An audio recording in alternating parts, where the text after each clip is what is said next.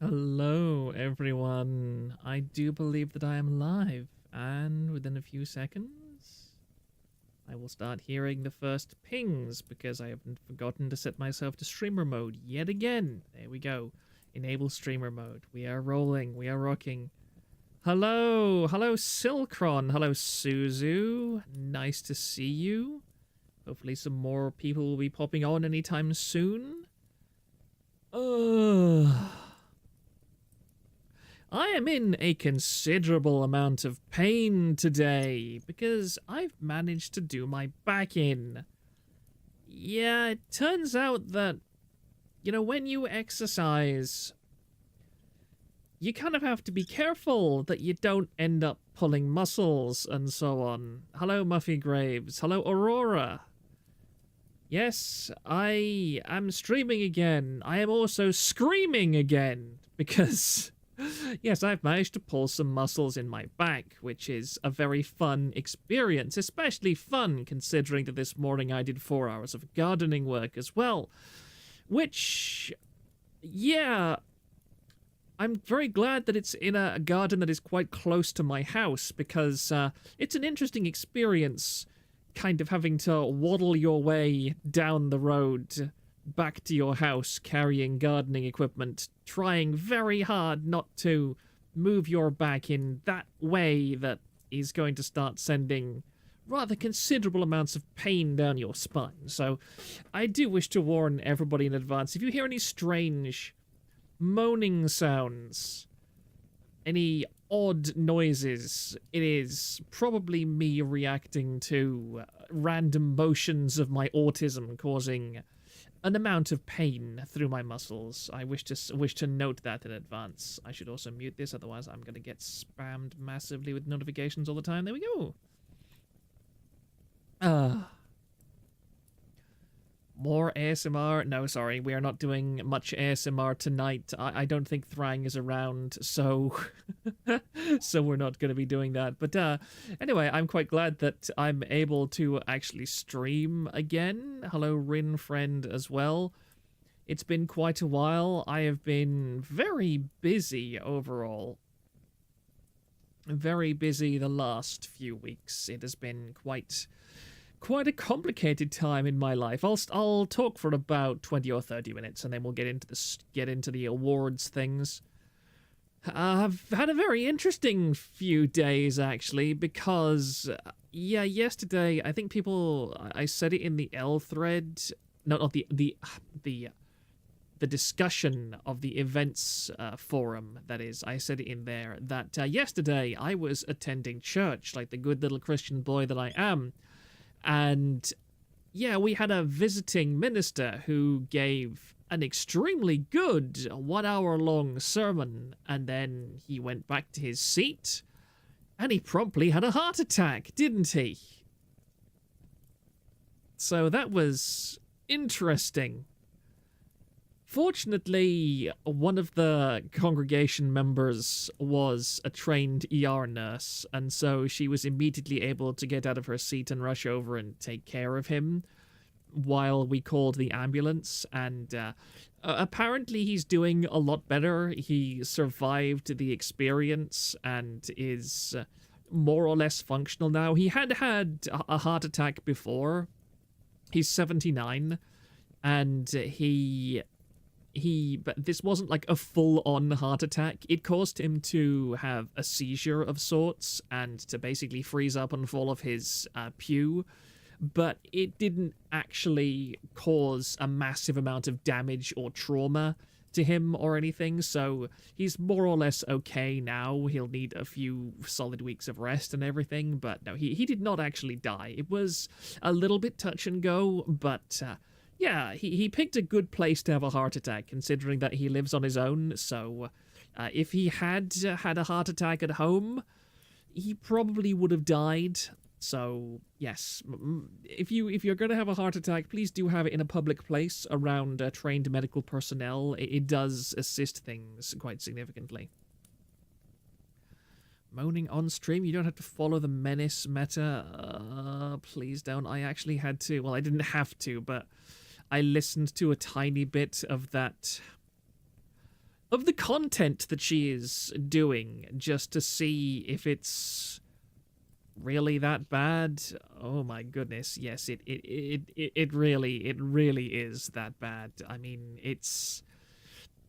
I'm surprised that somebody like somebody like Moth would be offended by it, but after giving it a short amount of attention, then yes, I can understand why even he would be offended for it, for educational purposes. You see, the thing is, I really don't like ASMR. ASMR, unfortunately, triggers the autism within me. It triggers that little part of my autistic brain that does not like people invading my personal space, and especially the kind of ASMR where, I mean, I can't really replicate it with this microphone, I don't think, but where it's like, first they're on one side and then they're on the other side. I have no idea if that even translates over this microphone, but we're like trying to move back and forth between your ears. That sets off my autism really, really, really hard. That is like, if somebody did that to me in real life, I would probably physically, violently force them away from me, just out of pure reflexive instinct. It's just like, yeet! So, yeah, the vast majority of ASMR content just triggers that within me, so, I often, if I ever am listening to some for whatever reason, like in a clip or whatever, I'll take my headphones off and I'll hold them a good way away from my head just so it doesn't trigger that kind of somebody's right next to me kind of sensation. There's only one VTuber whose ASMR I've ever legitimately enjoyed, and she doesn't do ASMR. She does not do ASMR any longer because she found the ASMR community to be a bunch of absolutely psychopathic freaks that wanted to stalk her and find where she lived and, do unpleasant things to her in real life. So yeah, I don't like ASMR, and I don't like the community that surrounds ASMR because I feel as if it is a little bit down the parasocial pipeline. Zen Gunman, welcome by the way. Hello Arclight, hello Shipmate F, hello the Kiwi Noir. Anybody else shown up yet? Nope. There's a thread on the homeline about the ASMR community for a reason. I have not watched that particular thread. Hello Magdalenus Rex, nice to see you. Oh, I'm a bloody idiot. I didn't ping people on the Discord either. 1 second, give me a moment, please. Oh, Dokomi gives me a ping as well. Dokomi News. Let me have a look at that. And it's all in German, so I have no idea what on earth that says, but it... What the...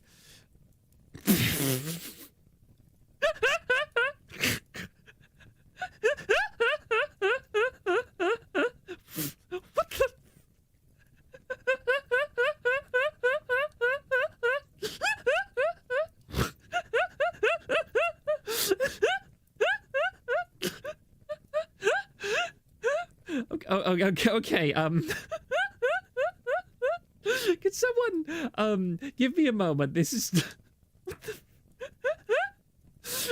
what the,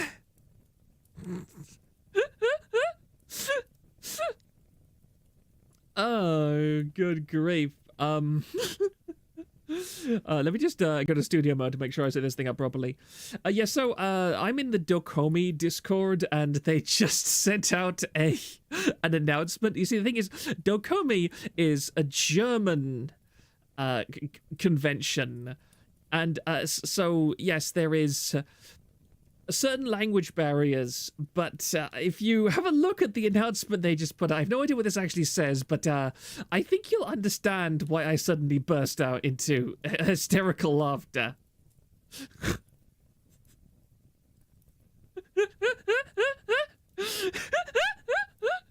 I have no idea if there are any Germans in my audience that are able to tell what that actually means, but yes, there is in English,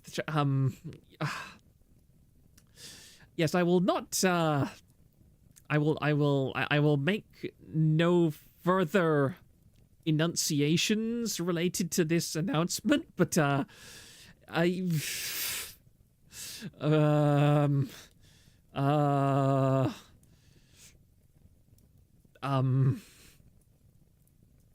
yeah, anyway, what was I gonna do? Oh yes, I was gonna ping the Discord, wasn't I? 1 second. Give me just 1 moment. Oh dear. And definitely not late.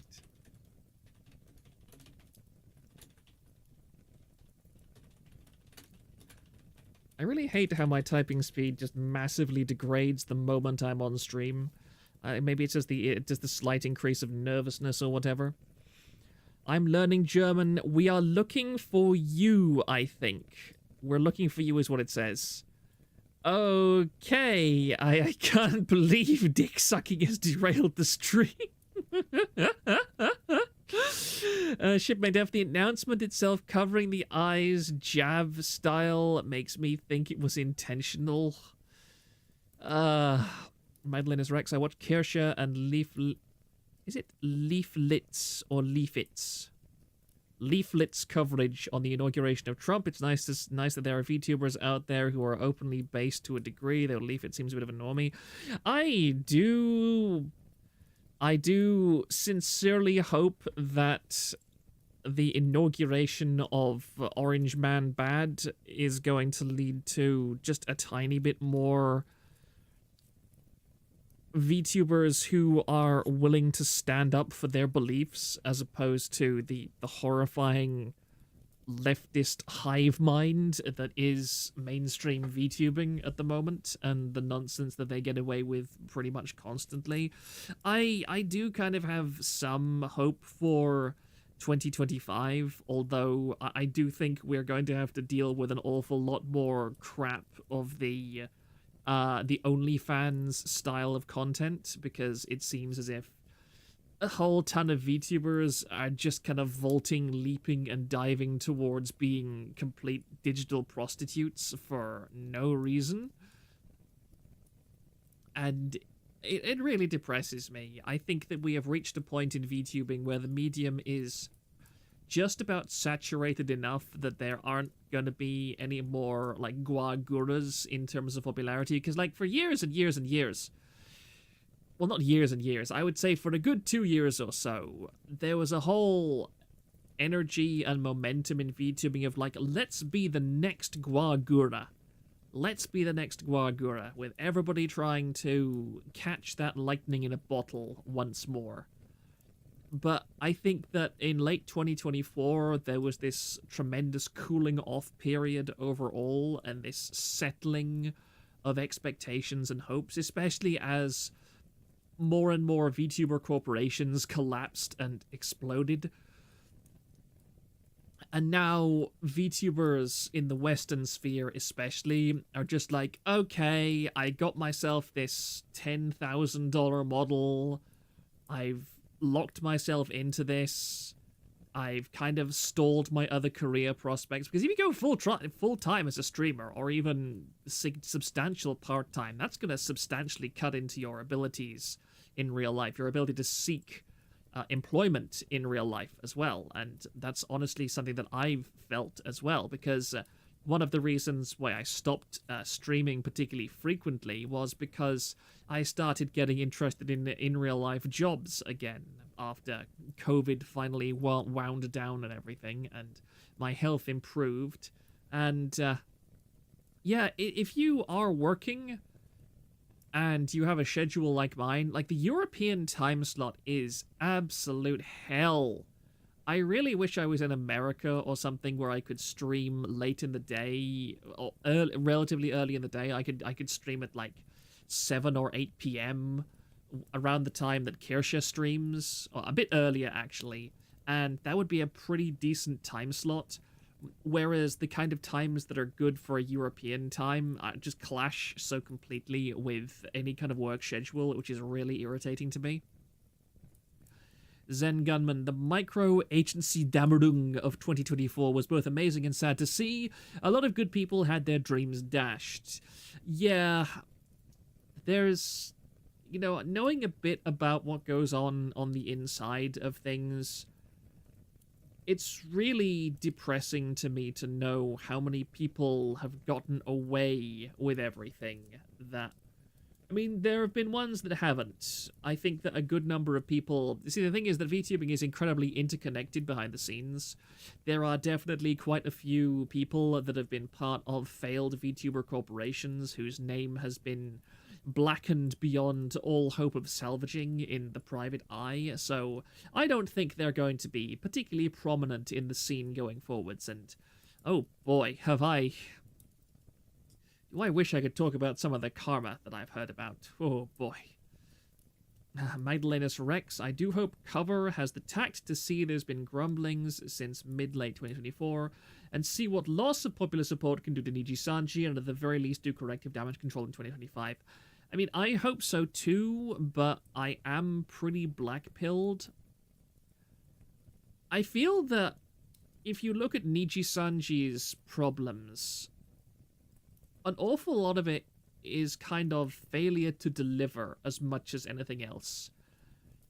And I genuinely do believe at this point that Nijisanji could have weathered their disaster a lot better if it hadn't been for a massive cascade of failures. And I feel as if...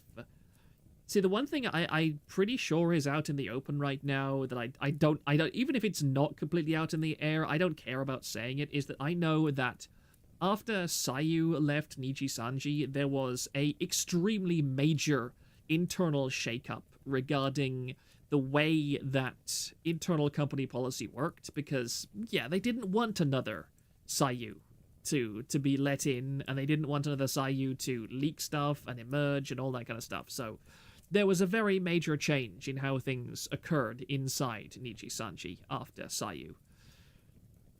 And I have a feeling that that was very incompetently run. And genuinely, this is a rat. This is my speculation. This is not me trying to say that I know stuff, but from everything that this is the theory and the formula I have in my head, is that basically they gave too much power to people like Illyra.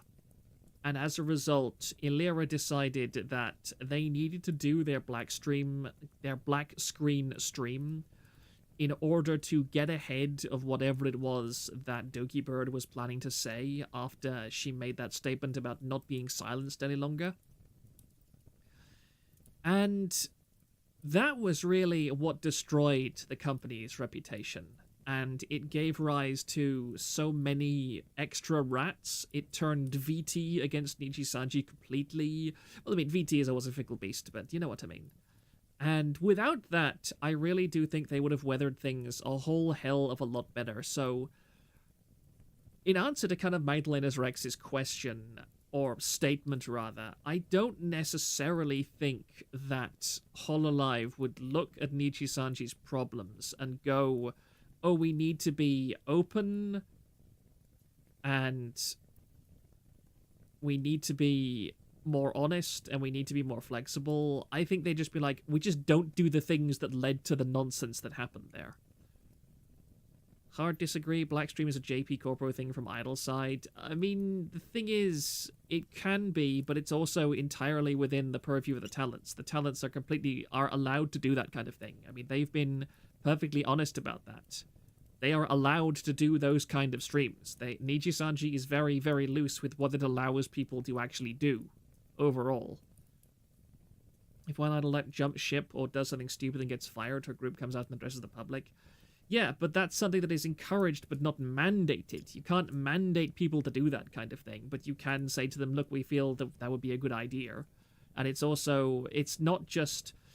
Actually, let me walk back a little bit. What I'm trying to say is that I don't think that management went to Illyra and said, you must do this stream in order to try and destroy Selene. What I think is, what happened was that was the kind of encouragement she got from other VTubers within that industry. And that as VTubers, they decided to do it. But management was not the ones that told them, you have to do it or we will fire you or otherwise penalize you. That's what I'm trying to say. I do apologize if that came across differently.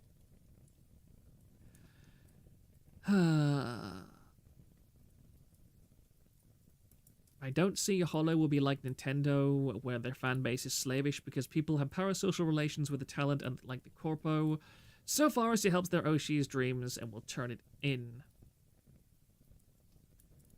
Didn't Illyra specifically mention she volunteered her channel for the announcement? Yeah, I heard that too. I forget now. I don't want to conflate things in the back of my head. I'm very much aware that it's easy to invent things that aren't real, especially when you're talking this stream at the moment. But I do distinctly recall that Illyra volunteered her channel. Okay, that's three people in chat, and I was saying that was the case. So I will believe chat in that case. That's a dangerous thing to do, but I will believe chat.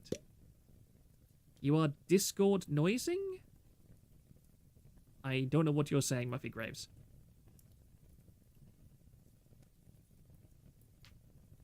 I heard her say it. Okay, so that's a bunch of people that are saying that's true. Okay.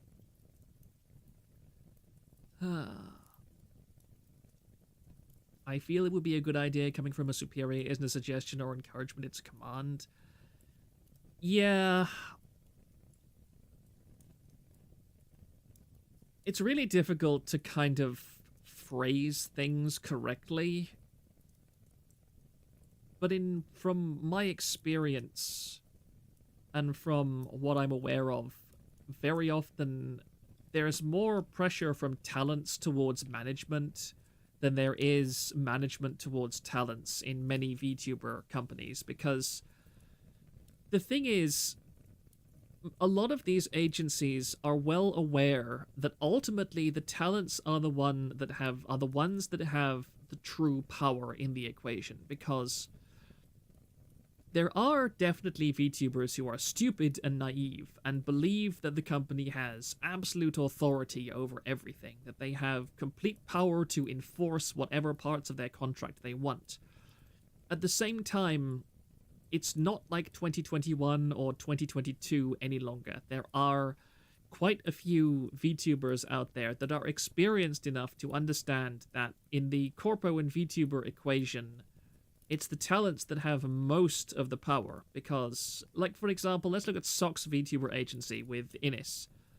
There has been some commentary that Sock's terminated her for some reason or other, but the thing is, Innis has lost absolutely nothing by that. She's walked away, she's taken her fan base with her, and for the most part, she'll be completely fine, whereas Socks has now lost a tremendous amount of strength and lost a tremendous amount of brand appeal. He's lost what I think Innis is one of his most popular talents, if not the most popular talent in that whole agency.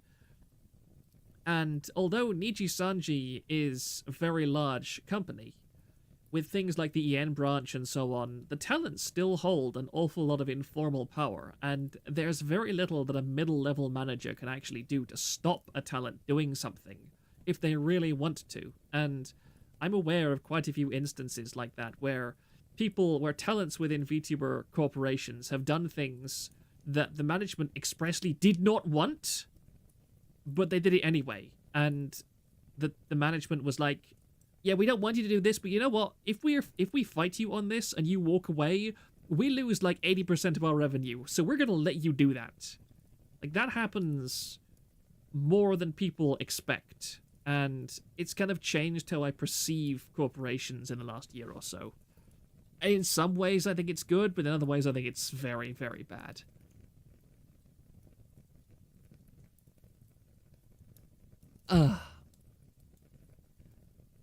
Let me look back at chat for a minute. Depends on talent and corpo. X-Brave and JP are almost entirely irrelevant where the corpo goes from strength to strength. Sorry, let me parse that for a second. X-Brave in JP are almost entirely irrelevant. I will politely disagree with that, because Brave is another group that I'm very nervous about, because I should get Nenilove on stream. I doubt Nenilove would voluntarily go on stream with me, but it would be I don't think he's ever. He was on stream with me before, wasn't he? He was one of the people that called in during the very first stream I ever did. So, you know what? I might actually want to get him back on sometime to talk about it, because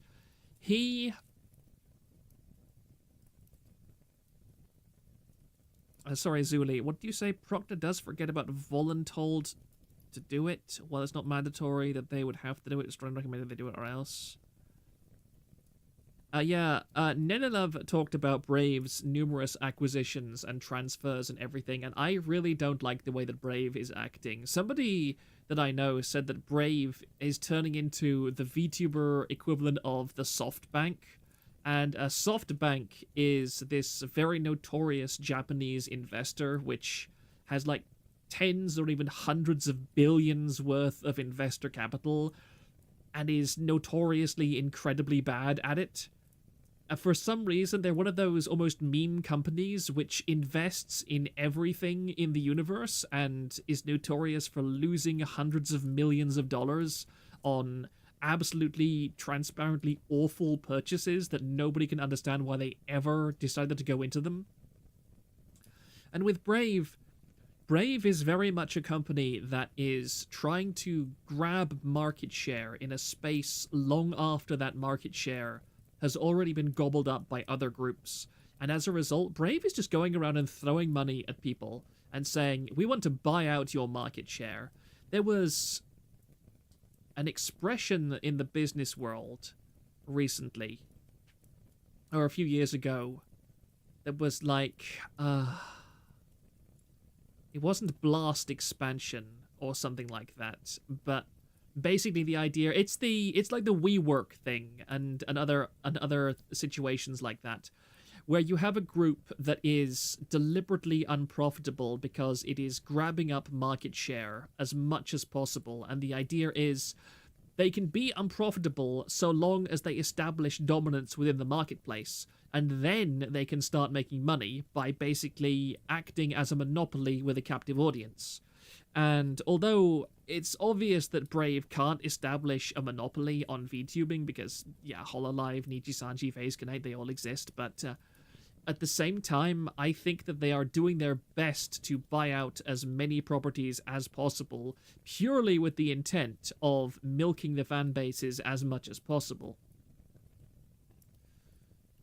Have you ever thought they do it because it's funny? Well, it's kind of playing around with people's whole careers and lives, and I don't like that. And I think that there's no greater example of how this doesn't work than VExpo 2024 and Brave buying out the headline sponsorship for VExpo 2024. And I attended most of Brave's specific, like, unique events in 2024 when they were at VExpo. Barely anyone showed up for those. They were the least paid attention to of any part of the convention. Like, they were the most heavily advertised. You couldn't walk anywhere in VExpo without seeing a Brave standee or Brave marketing, Brave advertisement. I think the only Brave VTuber that had any kind of presence there is Brave the company. Brave, I mean, specifically it was Globy, which is a part of Brave. But yeah, the only Brave VTuber I paid any attention to was one that I don't even know the name of, the green one. The green one, the Spanish green one, I think, with the loud... With the very... She's a very good singer. She's legitimately a very, very good singer. And I've been told that she's quite a nice person as well, and I even bought her standee, but I'm sorry, I can't remember her name, and I know nothing about her aside from she was really good in the concert. That was the only VTuber from Brave that was there that I paid any attention to, and that basically anyone paid attention to. Yeah, Raina. That's the one. Very good design, very, very good singer, pretty good person. Colin474, well, it's hard to stuff conventions with bots. Yeah, this isn't even getting to the botting allegations about Brave 2. Yeah, Brave is botting. I am absolutely convinced of the fact that Brave is botting. I have run the numbers. I've had other people run the numbers. I literally went to several extremely autistic number friends, and I said, look, could you look through these channels and give me an analysis of it? And they all said, yeah, this doesn't make any damn sense. Like, we have channels here that have not streamed in weeks that consistently get like 100 subs every single day. We have the whole of the latest V4 Mirai generation getting 50,000 subs each exactly before debut, and then not getting any after that.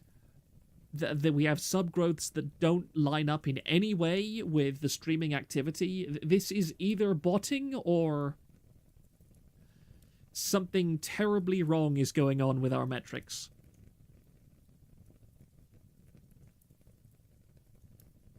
And I think that this is very, very dishonest. And it shows very much how Brave... Sorry, I just bumped my microphone. Brave is not to be trusted in any capacity, because imagine what it's going to be like for the VTubers that are part of Brave, because I don't think that they would voluntarily bot their own channels. That doesn't make any sense to me, but if you're part of a corpo and you know or you strongly suspect that your own company is botting your channel, that's going to do a number on your self-esteem, in my opinion. That they have so little confidence in you that they are artificially pumping up your numbers for you. That makes no sense. That's... yeah. I think that within 2025, we're going to see some very nasty things associated with Brave. Azara, I don't think they realize it. I would be astonished. Remember, most VTubers are terminal number friends. Gigademon 6, I can't say I know what's wrong with Brave Corp, but I can smell that something is fishy there, even if I can't put my finger on it. Colin474, to be fair with the exact number things, YouTube's API rounds them up arbitrarily, but it's still blatant foul play either way. Black number 1 streaming over the Foxy, who he hates here.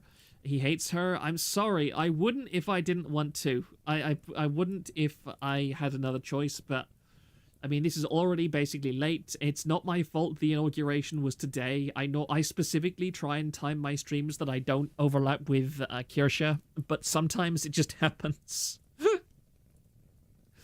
The Kiwi Noir, it's sad they're so insecure about their talent's capabilities. I know. Also, thank you very much for the subscription, Adlamek. No, it's Adamelek. Adamelek, I believe. You will have to get used to my terminally bad pronunciation of every single name that I am ever exposed to. Biohazard User, I hate Brave because they're suppressing my Hoshi. The TVA awards don't wait even for the president. Naruhodo.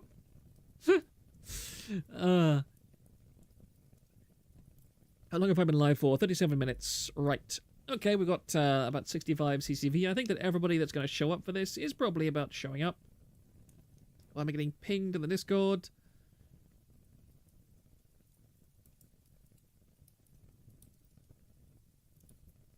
That's very strange. Sorry, I was just checking something. No. Oh, we got a shout out. You maybe create a PayPal, by the way. Good. Let me commission you sometime. You do very good artwork.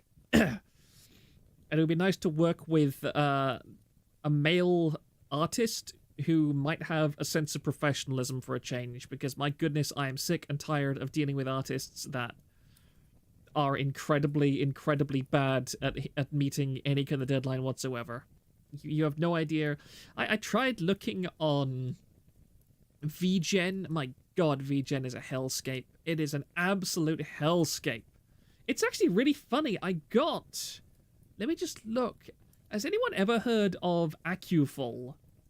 They liked one of my tweets, and I just looked on their profile, and I saw they've got like 8,000 followers, and they have a store page linked, and they got an Etsy shop, ACUFUL. Let me just actually open them up here and go to them. I apologize for... Is there any version of dark mode? No, there isn't. Let's make sure this doesn't dox me or anything. I don't think so. Nope. I'm always cautious about opening up pages that sell things in case there's some kind of pop-up that says, "Hello, sir, real name, first name, last name, at so-and-so address." Don't you love having 60% of the cost being hidden fees? I would never use that. I would never. A fees up front, or I don't want to deal with it, okay? I hate that. I don't care. It's so annoying. Other people have told me this as well. Other people have warned me that it's really dangerous. Well, not dangerous, but just awkward and annoying on VGen, because you'll have artists that charge you one price up front and then another price when it comes to the end. The Kiwi Noir, Japanese or third world artists tend to be more willing and motivated for commissions. Never trust Western artists. I do agree that it is a major irritation and a constant problem. I really dislike it. It's very upsetting to me. Anyway, yeah, this was the guy that liked my tweet, and he says, Acuful, animated Twitch overlays, panels, and packages, and, yeah, he has some pretty nice stuff here, I suppose. I have no idea if this is AI generated. I have no idea what this is like or anything, but maybe who knows, maybe I'll get some of this guy's work. We'll see. Again, could be a scam, could be something, I've no idea, but he says apparently all the stuff here is okay. In before bot. Yeah, that's the annoying thing. Trying to weed out the bots from art commissions is just hell in a handbasket. It's just completely agonizing, and I refuse to deal with it any longer. It's incredibly annoying and incredibly upsetting. Okay, I will start to get towards the actual awards now. So give me one moment, because I don't want to show all of these. I don't want to show all of these at once, so we're going to do it in a certain way. Please give me a second. Right then. Okay.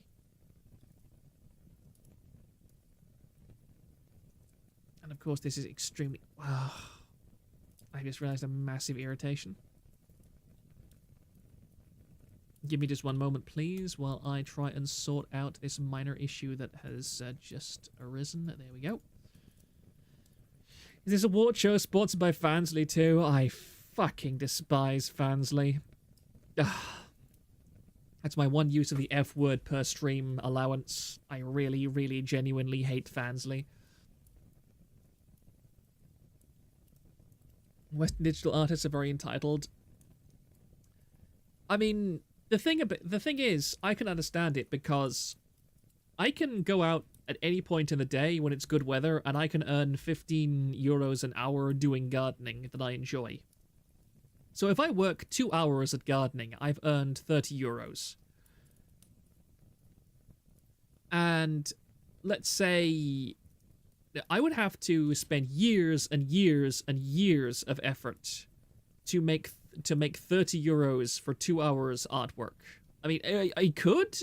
There's ways to do it, but basically it's not a viable business if you're in the first world. It's not. Like, I know people like Charlotte Van Helen.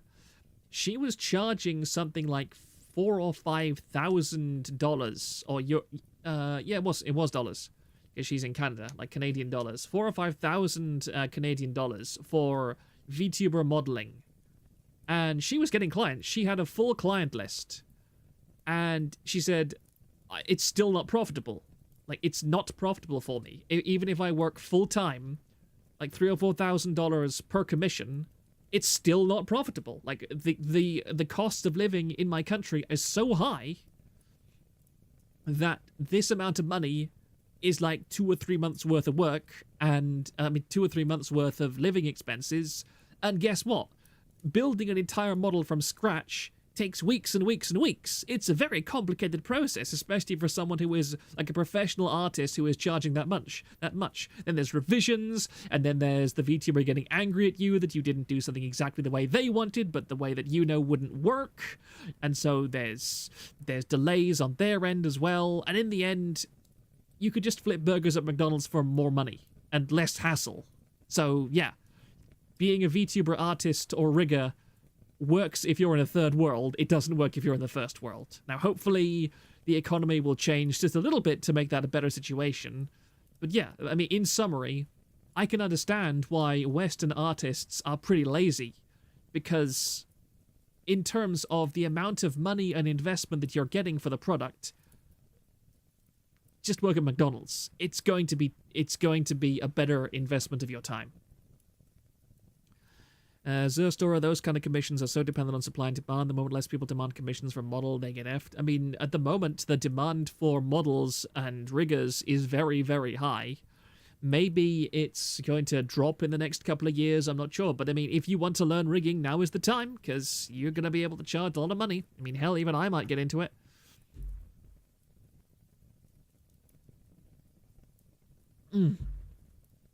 Rin friend, it's insane to me how people can get mad at artists for little mistakes. I think they should be grateful and ask kindly to change it. I know, but the thing is that, remember, an awful lot of VTubers are entitled young women, so they are going to be perfectionists, and they are going to demand exactly what they want. It's gonna be a difficult working environment, okay? But anyway, let me actually begin this thing. Because, and I will be, I may as well just read it straight from the, it's just straight from the conversation that we have. Live 2D rigging is stupidly in demand because good rigging can make or break a model. Just look at the difference between the models for hololive versus Nijisanji. Nijisanji rigging is shit because they get it for free. I'm willing to say that as well. I have no idea if that's public or not, but yeah, Nijisanji rigging is done for free. They do it for free. They do it for free from their own, like, in-house riggers. That's why they all look so shit, because they do it for free. They get Janny-level riggers, okay, in Nijisanji. Okay, let me actually stop being distracted, guys. Let me stop being distracted so this stream doesn't end up, like, 6 hours long. So, anyway, let's start this off. I'm going to go in order of category, and the first category is the best corporation of 2024. Now, gentlemen, who exactly do you think the inhabitants of TVA voted as the best corporation of 2024? I'm just curious, okay? Who do you think won best corporation of 2024 in the TVA awards? Brave, Nijisanji, a lot of Nijisanjis here. A lot of people are extremely optimistic. I am rating a large number of people optimistic in this chat right now.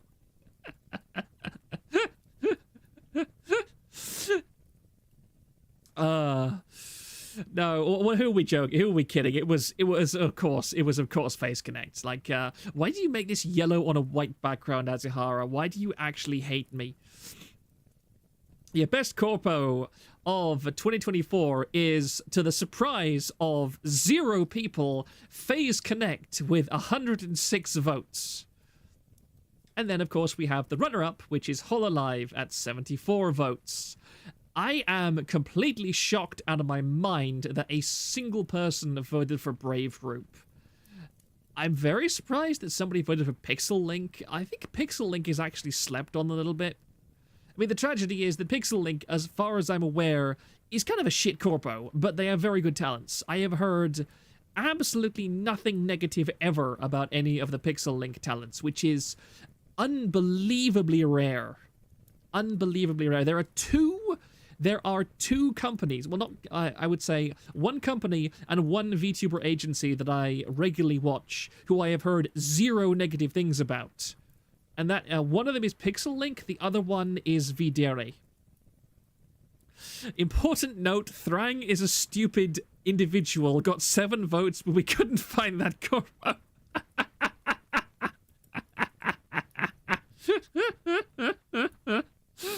Yes, there was. I actually just want to preface this, that we are very much operating on a trust system for these awards, okay?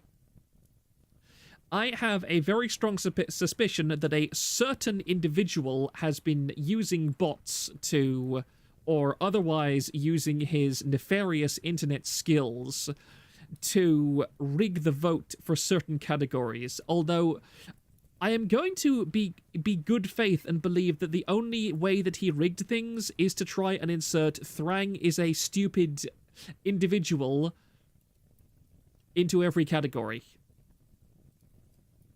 So I'm going to trust that that is all that he has done. In future, I do think it would be reasonable to create some method to ensure that each individual member of the forum only gets one vote. I've been thinking maybe of maybe timed codes or whatever that you can redeem as a vote rather than just being completely anonymous, but I have no idea how to set that up. We will think about it. Magdalena's Rex face came out the cleanest of any corpo in 2024, so aside for your forum's bias, no surprise. Yeah, it's not surprising at all, and there's no fanfare about this. FaZe Connect was always going to win. I think it was always going to win anywhere. Yeah, VTLA is more of an artist cooperative than a traditional VTuber agency. Bring in voter ID. I do think that some form of voter ID would be sensible going forwards, because it's only going to take one person with a truly nefarious intent to rig a system like this that is going to make things awkward. Imagine botting a fan forum survey. You have no idea how seriously a bunch of autists take this kind of thing. You have no idea. Okay, let me go to the next one. Please give me a moment.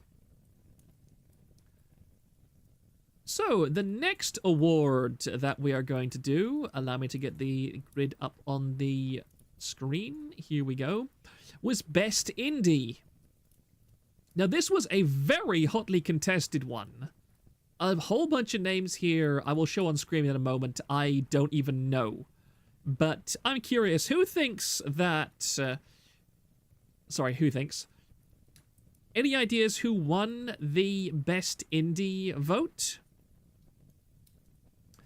Like number 1, I forget Hollow exists most of the time. Mumi doesn't stream. Fauna upgraded to indie. Nobody in TVA speaks JP or watches those girls. We do actually have several JP speakers, but they just don't really talk too much about it.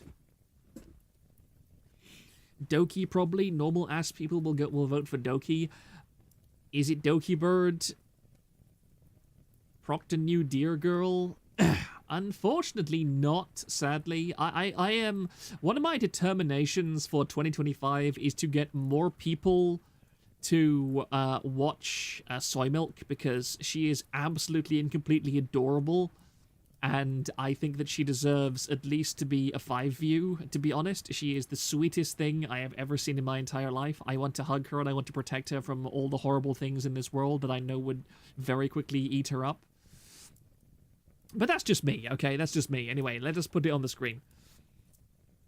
So the winner of the Best Indie vote is someone I didn't expect, Amiya Aranya. She won with 45 votes. And I'm actually very happy for dear Amiya, because Amiya is definitely one of the... another one of those really sweet VTubers who manages to just blissfully sail through every possible controversy and has no issues with anyone ever. Let me just actually make the chat a tiny bit smaller so you can see the entire thing. There we go. Ami Love. Yes, I am surprised at how many people on the forum watch Amiya. I definitely think that Amiya deserves it. She is, again, I don't watch Amiya mostly because she doesn't really play the kind of games that I'm interested in personally, but she is a very, very sweet VTuber, extremely sweet, and I like her a great deal. But there was also some interesting runners-up. I am genuinely very surprised that so many people voted for Filion, of all people. That is interesting to me. There was also Neuro-sama, who got quite a lot of votes. In fact, she's almost tied with Filion. And then the next few people was Cleo Aite with 22, and then, of course, my favorite maned wolf, Mozumi Pichi. I personally would have voted... I didn't vote, by the way. There's some weird thing where I just don't like voting in things like this. I feel like publicly voting in any way is kind of a biased... It's kind of a potential bias one way or other. So I prefer not to vote in these kind of things, but if I voted, I would definitely have voted for the wonderful maned wolf, Mozumi Pichi. I unfortunately never watched Neuro-sama. Oh, I didn't even notice that Grimmy got so many votes, actually. That's quite cute. Grimmy is definitely quite a nice VTuber. I don't think even... Yeah, Doki Bird got a single vote, which is extremely funny to me. For all that Doki Bird gets constantly talked about and shilled on the forums, she got a single vote. I did not expect that. I expected her to get far more votes than that. I mean, even Tomoe Umari got 2 votes, whereas Doki Bird got 1. Adamelek, Amiya Aranya has an amazing cover. Yeah, Amiya's covers are fantastic. I really love her singing voice. She has been professionally trained. It's extremely sweet. I figured Neuro had it on lock, but I'm glad Amiya got it. All people thought Doki Bird was a given. Yeah, Hag Supremacy. Yeah, a lot of people like Cleo as well, and Cleo is like slowly creeping up towards 4 view status as well on Twitch of all places, which I would not have expected. Fillion, for all her dumb stuff, puts in a lot of effort, and being full-time 3D is pretty tough, I'd imagine. Yeah, I have... given that how much I've been doing more exercise recently, the idea of being as physically active on stream as Fillion is... Yeah, that's a hard sell for me, even for me. I don't think I will ever be that physically active. Yeah, it's good to see that she's been around. I recently started respecting Fillion more. I do still think that she was still kind of dumb with the whole artist thing that she did. She could very easily get her own model, but she just doesn't want to, which is... I just don't really agree with that decision. But anyway, I'm not going to get into the weeds right now. Allow me to go back to just chatting until we can go to the next category. And next up, we have the 2-view spotlight, and this was specifically for VTubers that average under 100 CCV. And remarkably enough, this one was won by a larger margin than pretty much any other category on the forum, by such a significant degree that given that it is the 2-view spotlight, I have a feeling that over half of that particular VTuber's active fan base is active on TVA, which might make her one of the most TVA-relevant VTubers. But I find it very interesting, so anyway, let us go to that one with the 2-view spotlight. Come on, Tetel. Almost. And the funny thing is, I have never watched Tetel before in my life, so I have absolutely no idea who she is in any capacity, I'm sorry. I shilled my fellow Welsh person, Irna Walcott. You're Welsh. You have my genuine and heartfelt condolences.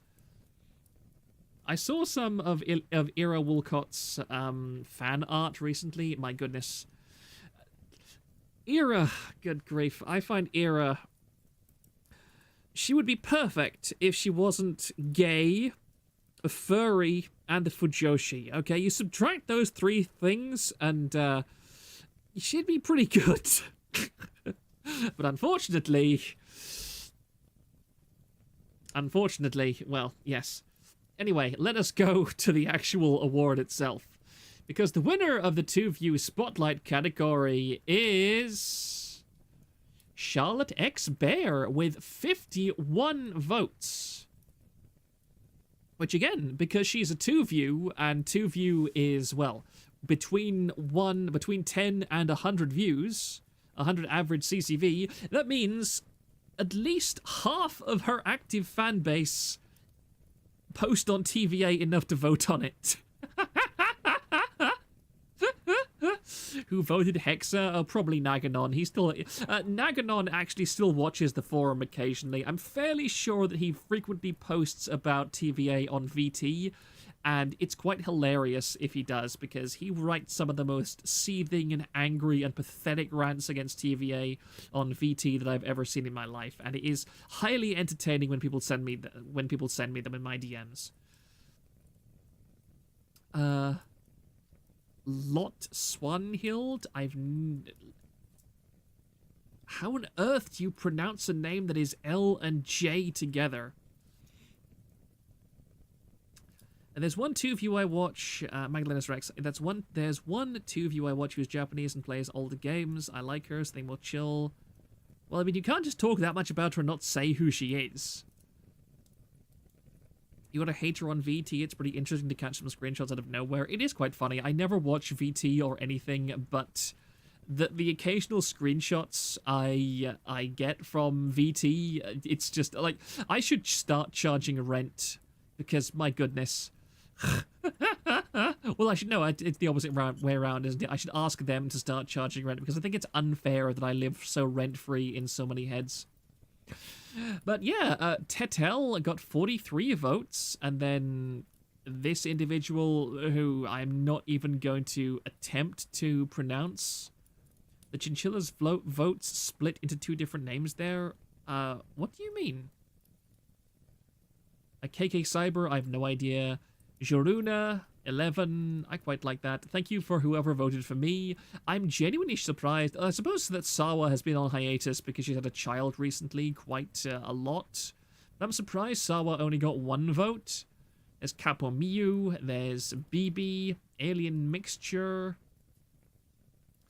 And again, I'm surprised that Super Shirami only got 1 vote, because I quite like Super Shirami. She's very, very cute and psychedelic and hyperactive. I only tune into her streams occasionally, but when I do, it's yeah, it's always an experience. It is very much an experience, like a bit like doing drugs, honestly.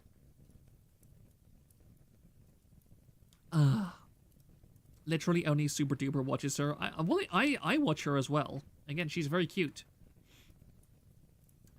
Madliness Rex Rin Gorilla, I think. It's in Japanese. It's an apple and gorilla symbol. I think she did like a rebranding some time ago because she has a similar voice and game taste some other random 2 of you. Oh, I see. Sawa had a child. Yes, Sawa is married. She's had multiple children.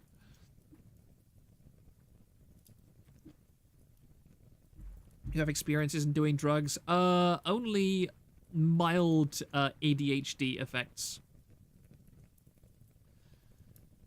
What am I on right now? I'm on Strattera for ADHD, and I actually skipped my ADHD tablet today for some reason or other. I don't know why, actually, but I realized why I don't, because I have been ravenously hungry all day long, and I've not realized until now just how much of a powerful appetite suppressant my tablets are, so I'm going straight back on them.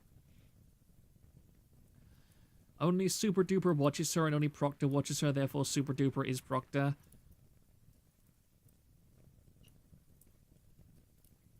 I really want to time you out for that, Hot Dogs Aplenty. Do you have any idea how insulting that is? That is just deeply insulting. That's left a bad taste in my mouth. Ugh. But anyway, let us move on to the next category, which is Best Reincarnation. That is a VTuber that had a past life, but is now reincarnated into a different identity. And I'm going to go straight into this one, because the winner is Gigi Murin at 54 votes. And there's also Reora Pantera, and also Cecilia Immergreen, as well as runners-up like Kana Yunagi and Clara, too. Actually, I didn't realize that Clara got 40 votes as opposed to Cecilia and Reora. It really is interesting to me how, although hololive has a tremendous presence on TVA, quite often individual hololive members will get substantially fewer votes than people from other corporations. Miguel robbed. I can't believe even one person voted for Mikeneko. Made Mint also only got 1 vote, which is really surprising to me considering how popular she is on... well, popular in terms of appearances. Like, I don't think there's a single... You can't go more than 2 or 3 pages on TVA without at least 1 post about Made Mint. She is very much ubiquitous. There's also Kana Yunagi, who... or, wait, is it Yanagai? Yanagai? What on earth is wrong with that? Yanagi. That's the only way I can pronounce it. Every time I try and pronounce it another way, my brain just dies. Sorry. By the way, I really like both Ryora and Cecilia. They are both extremely high-tier hololive talents. It's really funny because when I first heard Ryora, I hated her voice, like, genuinely despised it. And then I listened to a little bit more, and I was like, you know what? This is a woman that I would reconquer the Roman Empire with. I'm okay with that. The award should have had pictures for the top 5 winners. I've been saying literally who this entire time. Half the winners have been hololive talents. Shut up. All the Justice Girls had fantastic reincarnations, as the votes show. Yeah. Gigi is actually unreal. Meanwhile, I like Ryora. She's comfy. I tend to slide towards the comfy side of VTubing because I'm a passive watcher and I tend to have them on a second monitor. I don't really... I like having VTubers on while I do something else. Why am I being beeped? Who is beeping me? I am being beeped by... Oh, I think that's Mozu going live. Oh, that's a shame. Ryora has a distant auntie that brings gifts to her niches when she comes to visit voice. That's a pretty descriptive way to put it, but I like it. It's like, that's a cute way to describe her. Ryora's my second favorite Italian, needs a few more accidental slur slip-ups to the crown, though. I mean, she's come surprisingly close sometimes. I remember watching a recent clip where she thought that slurs were equivalent to swear words when she was hanging out with Crony. That was a fun clip. I liked that. Big Whale. What puts me off fully committing to the new gens compared to Myth and Promise is that so far the trend is once they get 3D, most of the streams die. That's weird. Zen Gunman. Cecilia, hololive was able to find the world's only funny German and bind her to their service. Such is Yagu's power. Yeah, she's very funny. I like her a great deal.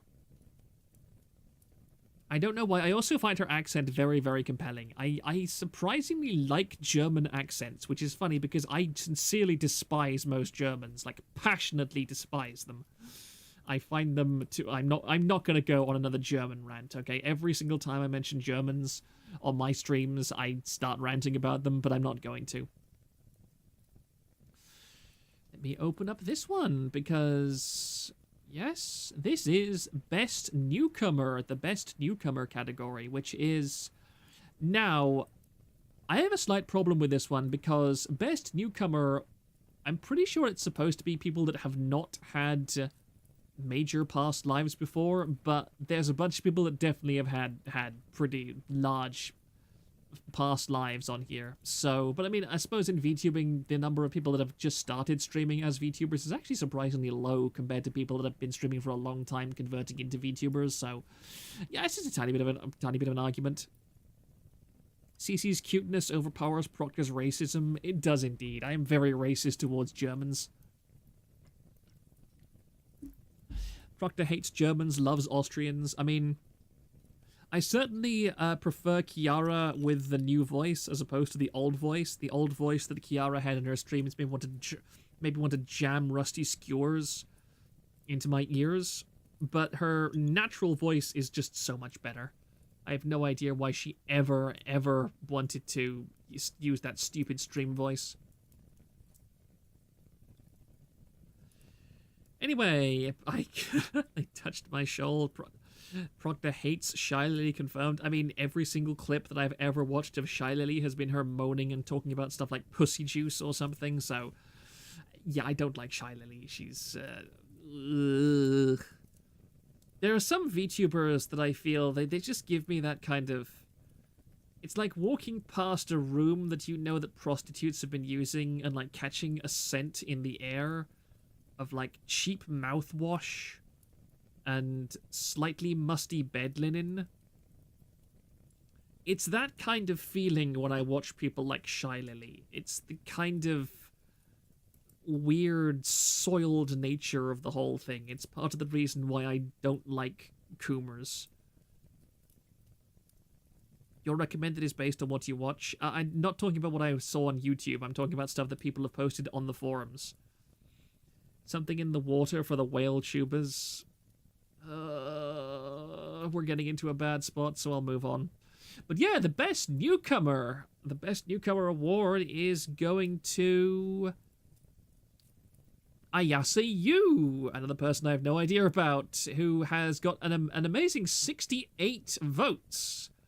Whereas, and again, this is interesting because people like Cecilia are here.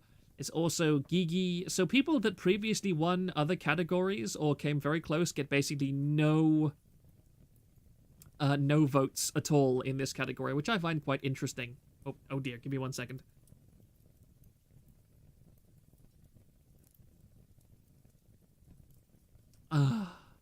We've also got the weird thing in Globy that is... The only thing I know about Squirmy is that people have bought her a whole bunch of dildos on her throne, and she has enthusiastically accepted every single one of them.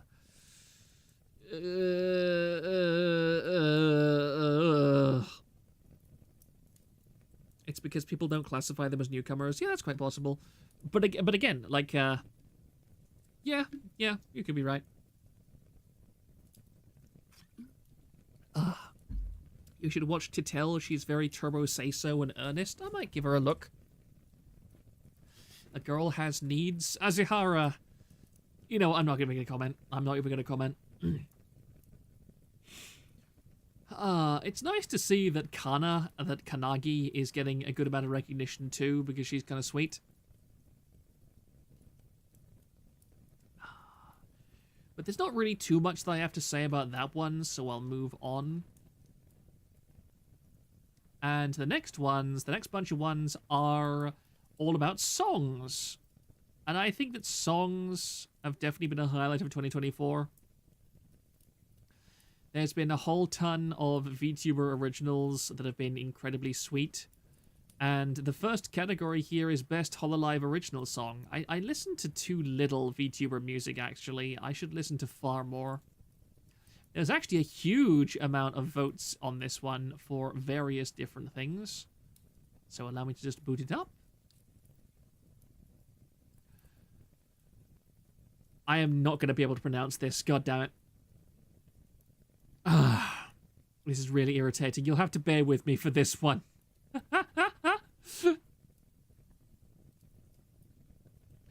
The Best Hololive Original Song is... Bibi Diba.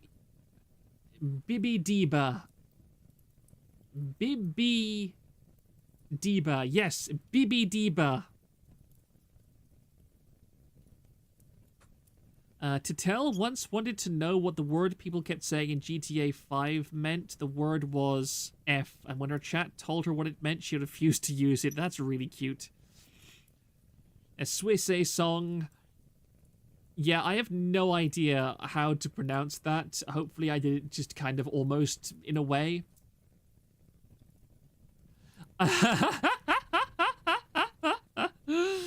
I love how somebody actually dared to give sneaking a vote. That person, I think, is going to hell. So... BBD-bar. Okay. What an Amazing Swing should have run. Did anyone... Yeah, oh, actually, plenty of people voted for it. So, What an Amazing Swing was 26, and then there was Chimera at 30. They won't go to hell. Want to know why? But fuck you, big whale. Nobody voted for Psycho? Fuamoko old, probably. To be fair, the redone version of Sneaking she did with Lotus Juice was genuinely good. I remember just listening to that song once and being like, how the hell did Mori ever manage to do this with a straight face? I have no clue how she pulled it off. That woman has... A cringe is immune to cringe. That woman is physically immune to all of cringe. I was surprised Carbonated Love is so low, but if it's not 2024 only songs, it makes sense. Was I seriously the only one? You have been outed. You have been outed, Lee Crab. You have been outed as the one person who thought that Sneaking was a good piece of music. I'm very sorry.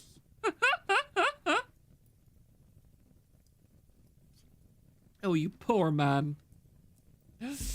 No, so sneaky, off to hell with you.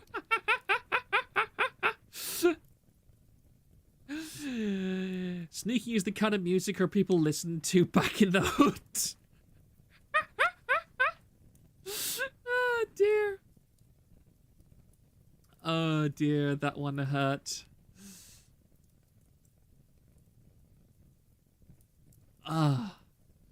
Right, let me go to the next one, which is the best hololive cover song. No, that should be the larger version. Here we go. The best hololive cover song is... One second, I can't actually... Which one is it? Azihara, you have a bad habit of picking really weird font colors that don't show up well on white. Here we go. So, the best hololive cover song is, according to you people, Dark Night by Shiori Novella.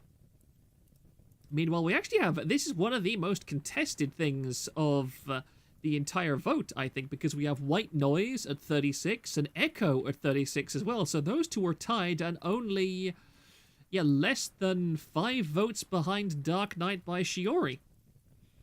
Blame Excel? I refuse to blame Excel. Fix your monitor? No. No, I like this monitor. I will keep this monitor until the day I die, if I can. I would like to note that my monitor has a massive vertical crack running all the way down it from the top to the bottom. Wait, Shiori can even sing? Apparently. Apparently she can. I personally don't watch Shiori, so I don't know. Ironically, the one hololive talent from that generation I actually do watch is Narissa, because I just find her energy to be quite fun. But apparently, that is a very rare thing. Apparently, a lot of other people don't like Narissa at all, and some even think she was a bad pick for hololive. I don't really get that. I find that Narissa just has a nice energy to her that I enjoy having on as background noise, especially her Terraria streams and stuff.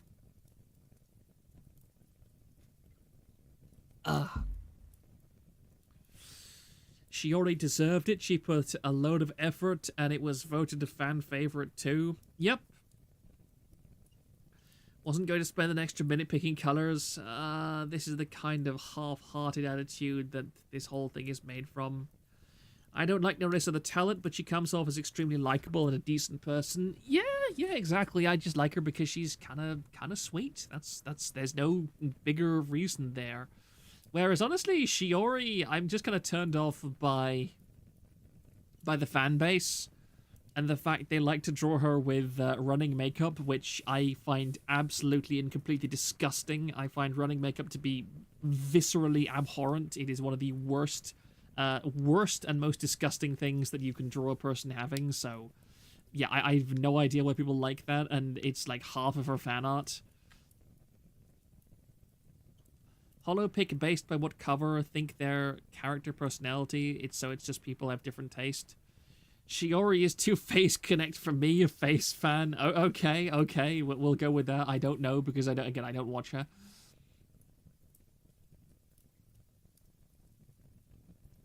And now we're branching out. We're moving away from holo supremacy into a different, into the best corpo original song category.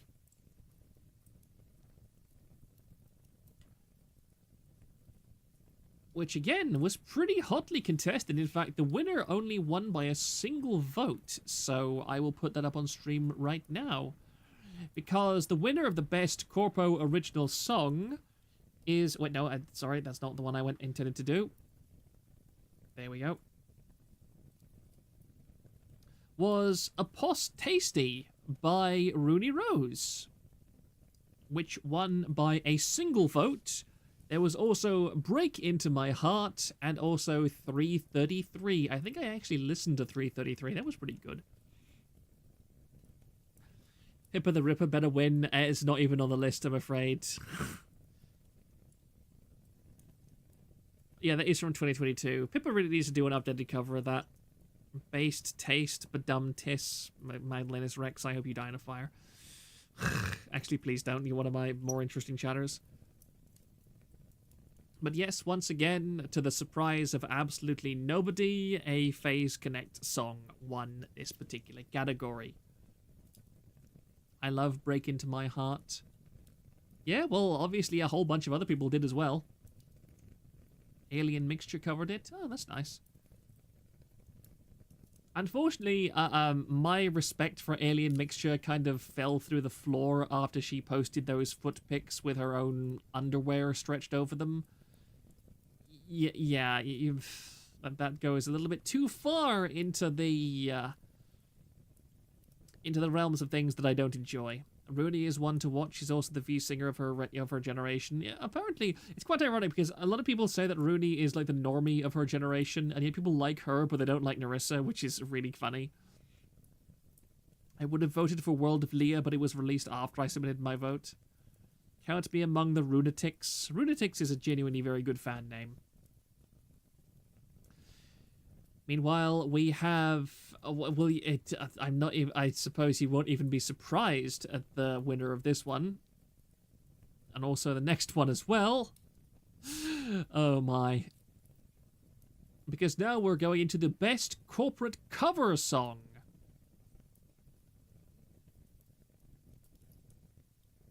Which was Abadabba Necromancy by Phase Origins. There was also Pretender at 32 and I'm So Sick at 34. So once again, a very, a very heavily contested vote. Sorry I'm So Cute with only one. Sorry I'm So Cute was robbed. Angel with a Shotgun was robbed as well. Treat Your Mother Right. I have never heard of that one. I'm slightly worried about that one. Okay, best corporate cover song is Shoujo Rie by Nijisanji JP Talent, Makita Tima. I've never heard of either, I'm afraid. Sleepy should have won. Boo. Yeah, unfortunately, that doesn't. Perry did so good on that one, too. So let me have another sip of my drink for a second. It's also raining outside. I apologize if you can hear that over the microphone. Ow. Ow, ow, ow. Treat Your Mother Right is Tenma covering a Mr. T song from the 80s. Oh, that's right. That's rather funny.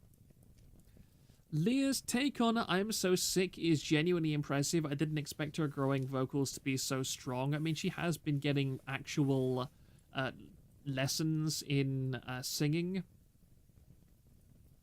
Shima is an amazing singer. Shame the whole Niji Ien thing soured me on all of Niji. Yeah, dreams of bygone days, I'm afraid. Anyway, let us go back to the next part of this. Oh my goodness, 1 second. Unfortunately, I've been getting massive belches. That might happen again this evening. I will attempt to mute.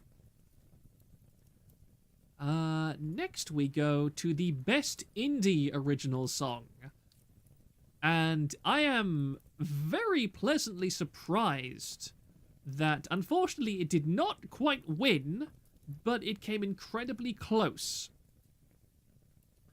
The winner of the best indie original song category is Dreaming of Me by Amiya Aranya at 59 votes.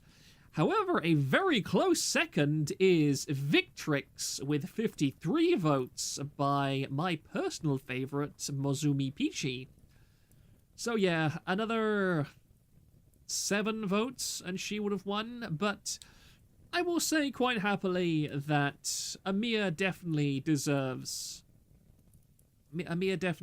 recognition as she is a fantastic singer.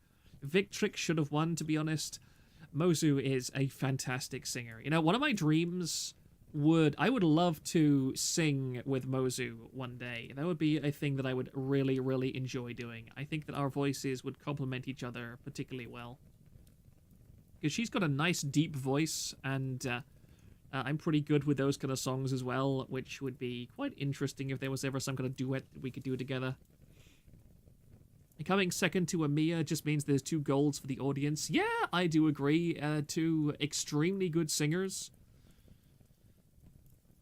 Pardon me.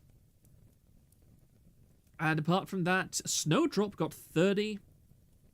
Proctor going to become an Amiya hater if she keeps robbing Mozu. I mean, Amiya is genuinely a fantastic singer as well. I don't think that Mozu was necessarily robbed. I think that both of them are about as good as each other, honestly. Proctor going to become... And I've already read that.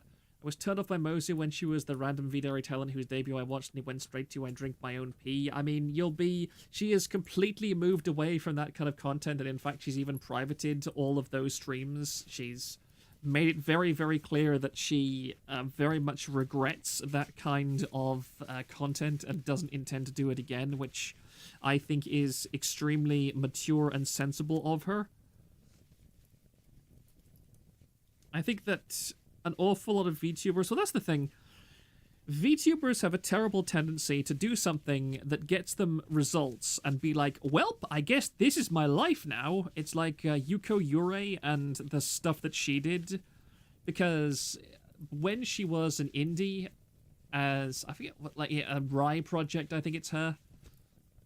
Is that she was like, oh, I would never do GFE. Like, GFE is disgusting. It's awful. You'd hate me as a GFE character anyway. And then she got into Idol, and she did some GFE, and then she was like, okay, this is my life now, and just made it her thing for ages and ages. And I don't like that. I think that you shouldn't be manipulated into doing something that may be morally unpleasant for you just because it gets you money. Like, that's how you turn into a whore, I'm afraid, and I don't support whores. I have some recollection of Ami knowing Sava, so there is hope. I mean, it would be nice if it happened. Nice if it happened, but, I mean, we'll see. We'll see. I hope Mozu wins best outfit. Her Roman design is Mio times 2 levels of sex. I mean, I personally think that her original outfit is almost as good, at least as good, I would say, too. But, yes, let's move on to the next category. Give me one moment. And Best Indie Cover Song. There's no preamble to this. I don't even need to show you the chart, do I? It's Amiya, obviously. It's obviously Amiya, isn't it? Real Folk Blues, 96 votes, Amiya Aranya. There was no question about this. Yeah, she got, I think, more than 2/3. No, that's over half of the votes. Yeah, Spooder Sweep. Yep, the one of the best singers in the entire indie industry, to be perfectly honest. Guitar, Loneliness, and Blue Planet, I think was this... Oh, no, it's Megitsune, 29 votes. Spooder Sweep. Yeah, I think she's very much deserved it. I do find it funny how Amiya has so many fans on TVA, considering that TVA is the kind of place where she would never go in a billion years. Ami's collab autism took over and she turned down the collab with Mozu, if I remember correctly. That'd be unfortunate. Alpha Beta is better, in my opinion. I mean, yeah, I listened to a bit of Alpha Beta's music. I think Alpha Beta is pretty decent, but it's not my personal preference. I still think that Mozu has the better voice overall.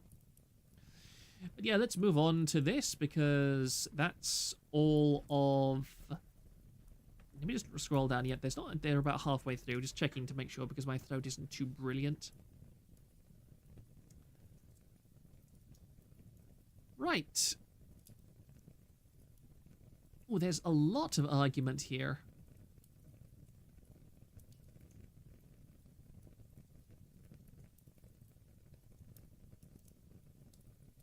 Best new character design. Yeah, this is a pretty fought over one. Yava having an Ami avatar makes his edgier post so much funnier.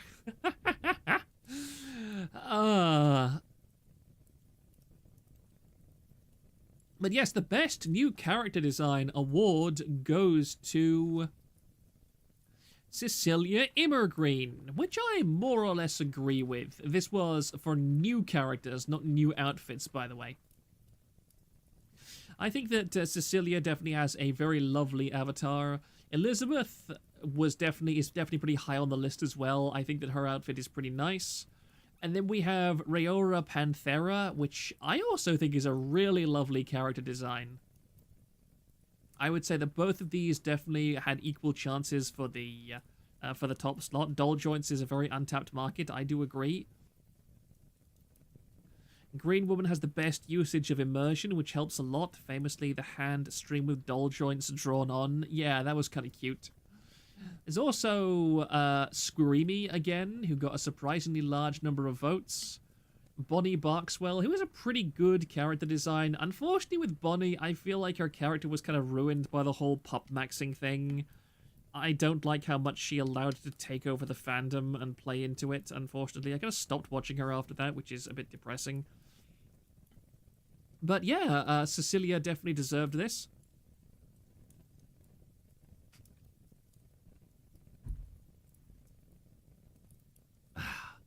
There's also Kanagi Loki again, and Doki Bird only got 1 vote. Magdalena's Rex, I don't know how CC is going to do her 3D debut, given she's supposed to be a stiff robot. It'll be next levels of K-Fabe if she continues it. Flanderized herself with the pub maxing thing, in my opinion. Yeah, I quite agree. Is this just outing voter fetishes? Quite possibly. Colin474, in a better world, Twisty would be able to use that design without the awful Niji rigging. You know, given what Doki Bird was able to do, I would be genuinely curious, given how lackluster and slipshod Nijisanji is, I would be fascinated to know if there's ever going to be a case where a Nijisanji, or an artist for a Nijisanji character, they don't actually get the right paperwork for Nijisanji to get the rights to the character, and when the VTuber graduates, they just take the model with them. That would be pretty interesting. I would love to see that happen. I would love to see that happen in any corpo situation, actually, for any point in time. So we'll see about that. Big Whale, Doki Bird's a design that grows on you. It's a bit of a tough sell on the first reveal, but it just fits her and has great expressiveness. But we need the flight attendant outfit back. She stole everything else from Selene. Bring back that.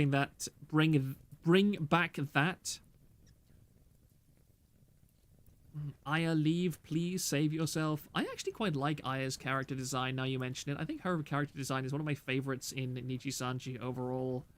I know nothing about the person, I don't watch her streams, but yeah, her design is surprisingly nice. I like pigtails for some reason. Already happened with Project F, granted it was a scam operation. Yeah, Project F was a scam, I don't count those. I mean an actual legitimate corporation that happening in. Alright then, let's move on to the next category. Best New Outfit. Which is honestly a surprising result for me. Although the next one after that, what a massive sweep, goodness me. But yeah, best New Outfit goes to Crab Sheena by a surprisingly high amount, actually, 52 votes. I'm pleased that at the very least, Mozumi Peachy got 27 votes, which is tied with the 27 that Bounty Hunter Doki Bird got. Whereas the Goth Fauna 19, Emo Mume 27. So the hololive people are still showing up overall, but here we're seeing a much stronger show for Doki Bird and the indies. But yeah, I don't understand why Crab Sheena got so much attention. I mean, I like Sheena. Ironically, Sheena's original character design is one of my favorites. But I just think it's kind of... Her crab thing is just kind of generic. It's not particularly interesting to me. But yeah, if I'd voted, most definitely, of course, Mozumi Peachy, because good grief, that is a fantastic outfit. That is probably one of the best outfits in the whole business, in my opinion. Colin474, it means people can finally watch Sheena without ending up on a list, and then Azahara with the predictable. I mean, the thing is, I find that Sheena's design is kind of like Dazzle camouflage, the way that it's set up. It doesn't even... It took me a very long time to even realize how undressed she was because of the way that her hair covers her body and the way that her outfit kind of slides all around her body. I'm just like, wait, is she literally in her underwear? is she literally just wearing a pair of panties and like this tiny bra? Oh wait, oh shit, she actually is. Like that took me a really long time to realize. Proctor just wants to be one of the people to hold those milkers that will rebuild Rome. Look.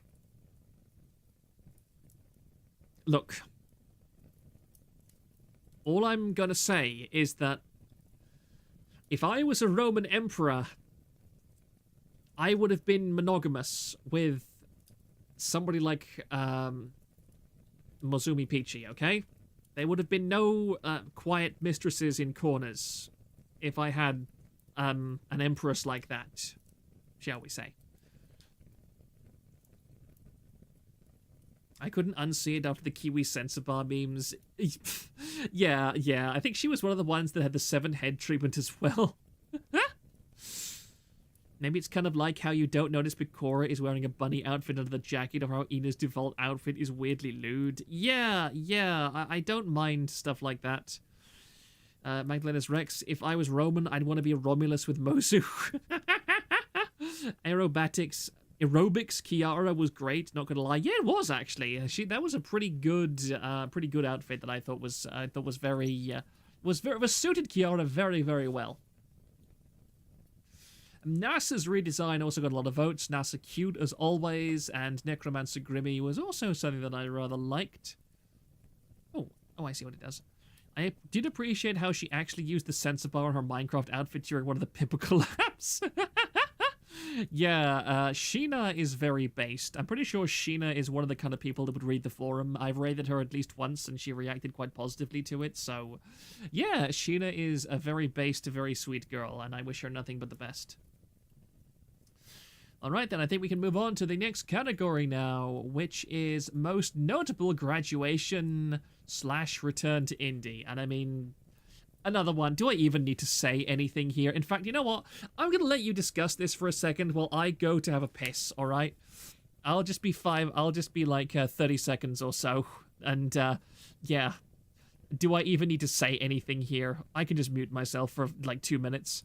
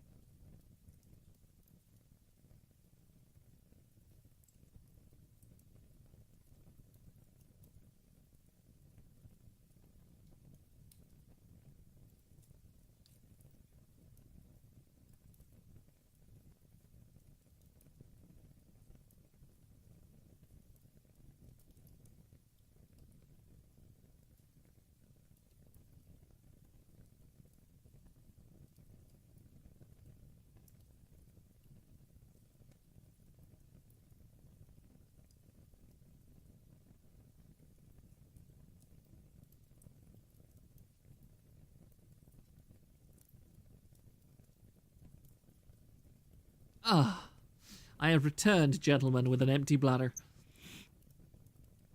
Achan returned to indie? I actually did not know that myself, so this is a bit of a revelation. But yes, Selen Tatsuki very obviously won this by a gargantuan amount. Also, Pomu Rainpuff got a bit of love there. Also, Minato Aqua and Amelia. But I mean, yeah, complete, absolute and total Selen sweep. And we will say no more about this very obvious victory. As for the next one, which is also related to also a massive sweep, and Nijisanji, the next session is Nijisanji's biggest L of the year is the black screen stream. There, another very obvious sweep. Just bask in it right now. Congratulations so much to Illyra Pandora for giving us this absolute landslide of an L for the entire VTuber community. Just absolutely beautiful.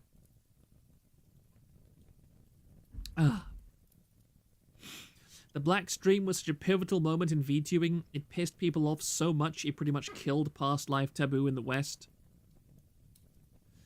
The black screen was the obvious winner, but the negligible statement was the funniest. I do think the negligible statement was quite probably, of the two, actually, the more serious thing, because I forget which came first. Did Nijisanji release its, like, official announcements first, or did the black screen stream come first? If people could remind me, I'd appreciate it. That stream, the stream that killed two of the leading talents and made people remember Ike exists. The black screen is still Illyra's most viewed content at nearly double the views of her next highest. Personally, I don't see the black screen as an L. It was the results of that stream that are the L's. Yeah, I think that they could have gotten away with the black screen stream if they had not had the announcements about the termination as well. Those two together made it clear, because you could excuse the black screen stream as something the talents did themselves, but the company coming out and basically saying, yes, we support our talents completely in all of this, and here's some more stuff to heap onto the pile, that was what nuked everything. Just destroyed the entire thing. It was like it was like the US. It was like the US government doing 9/11 in terms of a self-own level. You would need to have the equivalent of something like that. The black screen stream was extremely petty considering its timing. Yeah.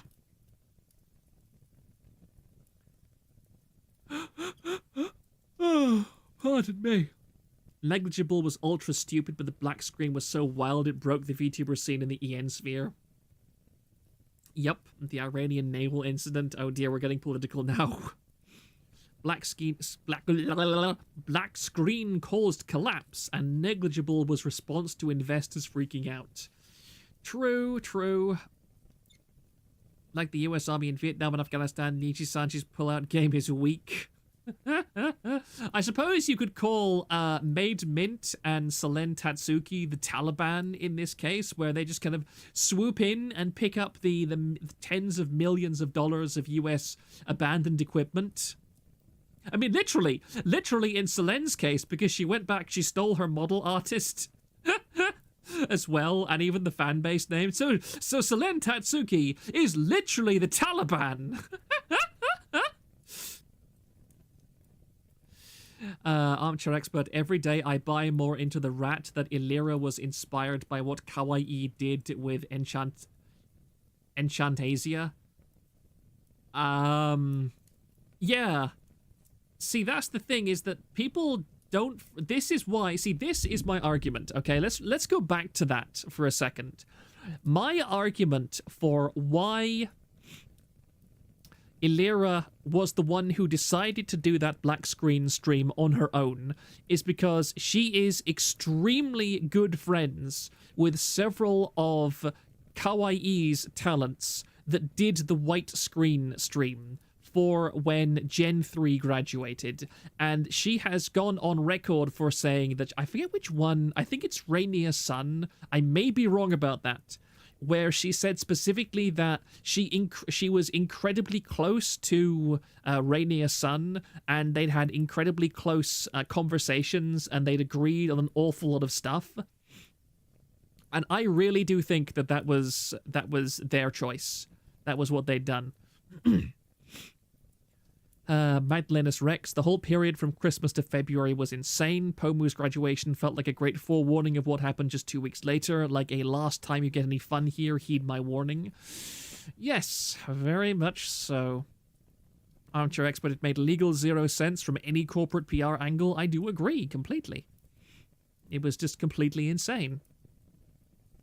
Anyhow, I think that we've discussed that, so let us move on to the next category, which is... It's funny with all of these where there's kind of a major sweep. This will work, trust me, and then Niji died and Kawaii shortly after. Rainier is the anti-Nostradamus. Yep, pretty much. There are some people in VTubing that do astonishingly terrible things and just never learn from it at all.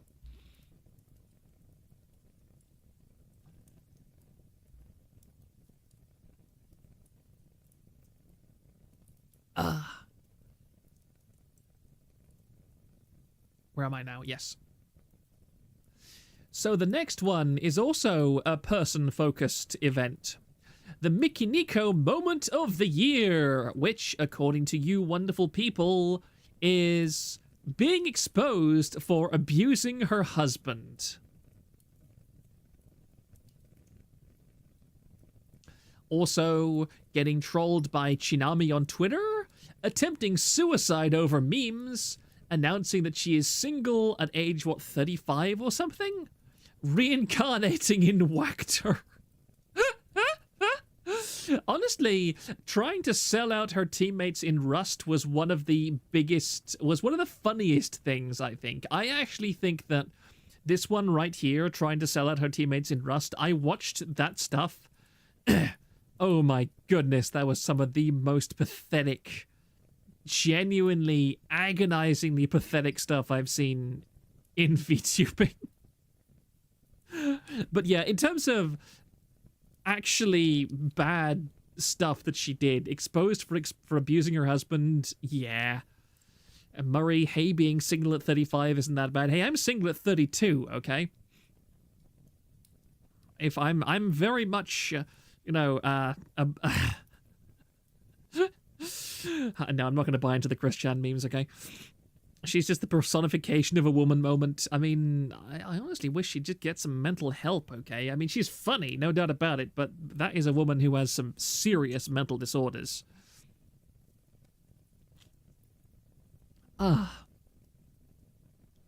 You're a wizard, Harry Potter. I mean, I'm also kind of voluntarily celibate because I'm a Christian and I have very strong views about abstinence before marriage. And I also happen to be a very much non-neurotypical member of my particular congregation, so even though there are women that I could quite easily, I would say, get into a relationship with, I'm like, I really don't want to inflict my personality on an extremely traditional, sheltered Christian woman, okay? That's, like, not really fair. I mean, do you really think that someone who reads the Bible... I mean, I read the Bible every single day, but... Again, I have autism, but I am a very much non-neurotypical Christian. Like, do you think that a neurotypical Christian woman would put up with the kind of stuff that I do online? That's not fair. That's just absolutely not fair. I need a woman who is at least as crazy as I am, alright? Dr. Mills, the Rust situation was at least funny. The abuse was inexcusable and deserved the win for the true WTF moment. I do agree. Magdalenus Rex, how Mel has handled her termination in New Life shows Mikeneko is just genuinely, is just uniquely insanely retarded. Like, she is living meme at this point. Gigatramon 6, I'm pretty sure she has untreated BPD. I would say so as well. She's pretty obviously BPD. Asihara-chan, I'd mingle with Mickey Cat, but she would have to wear a shock collar at all times in case she starts acting up. You would know she would be into that on some level. Like, she's definitely the kind of person who would be into that. Anyway, let's move on from girl failures extraordinaire. No, let's not move on from girl failures extraordinaire, because the next the next two categories are both. Oh my, I love this one. I really like this one. So, instant karma.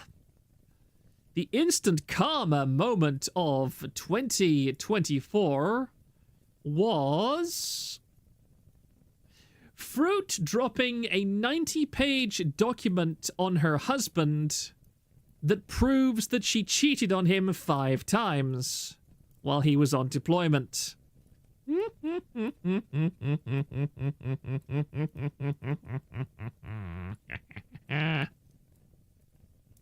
I also really like how Gunpei was a really late entry into this, but yeah, Gunpei getting kicked off of Uwu Market, that was a pretty good one. Big Whale, I glossed over that when it came out 5 times. Yeah, she cheated on her husband at least 5 times while he was on deployment. But it was okay because he was a horrible, abusive psychopath who, like, hated gay people and so on. You know, let's just ignore the fact that Fruit herself made a whole bunch of transphobic and, like, anti-gay comments. But no, she was a completely innocent, lovely person, and it was just her horrible, awful, wicked husband who was making her say those horrible, terrible things. Magdalenus Rex, I'm predicting you're gonna have to add a top Remilia Nephis WTF moment for 2025 because she's ramping up her retardation. Should think about it, especially if she straight up runs out of stupid luck. I'm partial to Gunpei one, just really funny to watch. Just flips, man, flips. Just realized I'm punching my own thigh for some reason. Armored Glass Cannon. What grosses me the most in Fruit's tweet doc are VTubers like Mouse, Kuro, Quinn, Michi, dick-sucking Fruit in that comment section. You're gonna have to get used to that, I'm afraid. The thing that 2024 taught me is that high-level VTubers will circle the wagons unashamedly. They will protect each other's backs. And that's really upsetting to me. I think there should be more call-outs in the VTuber community, like genuine, honest ones. I take it you didn't chat with Fruit at VExpo then? No. No, of course not. There's no way that I could possibly have talked to Fruit at VExpo without in some way calling her out. Like, there's no way I could. It does really amuse me that she really does not look attractive in real life. I've seen her face in real life. She's like a 5'10" mall goth at absolute most. And she deliberately surrounds herself with uglier people. You can tell there was this really short, fat woman walking around with her at VExpo. There was also this really dorky-looking guy who was very clearly gay, who was trailing around after her. And there was a couple of other people. What's amusing to me is that she was wearing really tall heels, I think, and every single person that was trailing around after her was visibly shorter than her. And I was just thinking, as I watched her, yeah, you very deliberately walked around, you very deliberately picked out a group of flunkies that would make you look better by comparison, didn't you? I can bet you stayed up all night thinking who you would allow to be in your proximity at VExpo that would be your hangers-on. A 4 hiding among 2s, yes. Very much so. Maybe she'll wear no, there is a limit, alright? As if I was such a garbage human being. Yes, indeed. Everything is about in-groups, always. Unfortunately, that is very much true. Are people really that... Of course they're that petty. Proctor mentioned this just seconds ago, but Remilia caught fire at a barbecue today because, of course. Book your hotel for VExpo if you haven't already. It's getting expensive. Yeah, I should, actually. You're right. I should get on with that because I haven't up till now. Was there something that I missed? VExpo 2025, League a Bag of 5 guys and any fruit booths. I don't think do they even have 5 guys in the UK? I don't know.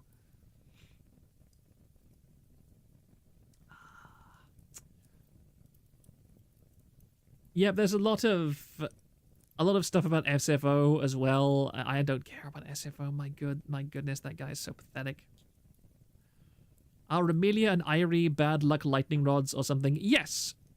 We Colin 474. We have 5 guys, but there aren't as many of them. Okay.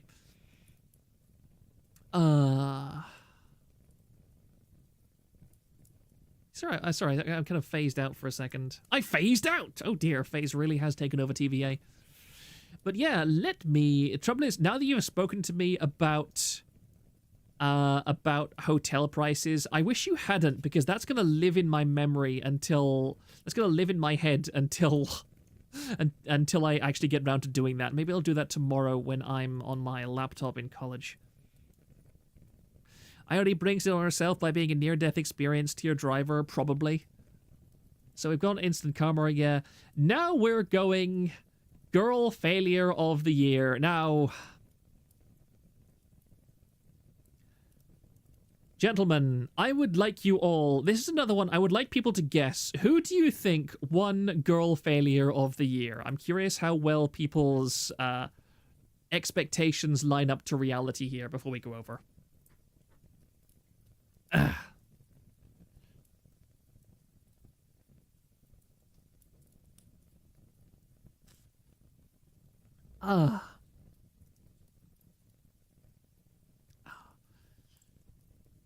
Miguelina La Gatia. Surprisingly enough, no. She's not there at all. Hexa, gotta be Hexa. And a surprise upset, Gavis Patel. No, I'm afraid not. I'm afraid no. But it is rather entertaining. It can't be Fruit because she was in the last category. I'm a woman, I have my own fails to worry about. Was it calendar year because Selena failed twice? Selena? Do you mean Selene? Gavis can't win man-girl failure as long as Lando exists. Ugh, I find Lando extremely unpleasant.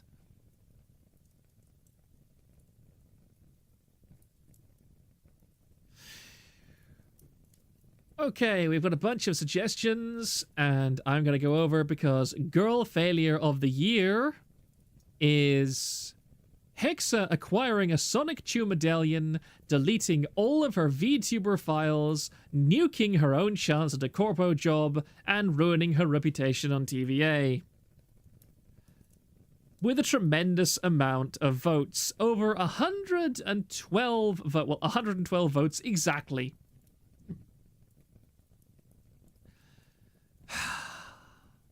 Is there anything more that I need to say about Hexa? I'm so glad that Hexa is on basically permanent hiatus at this point.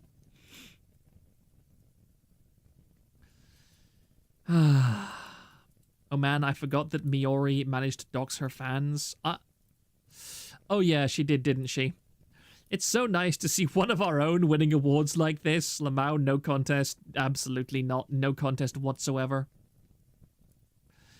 Big Whale, Nimi should have gotten Vesper to do the narration for her lore video just to bring the most cursed reunion. This is only the second category to get over 50%. Yeah, this is over 50% of the votes. Remy got an awful lot of votes too. Momo Susan Nene OVD. Didn't she OVD on sleeping pills?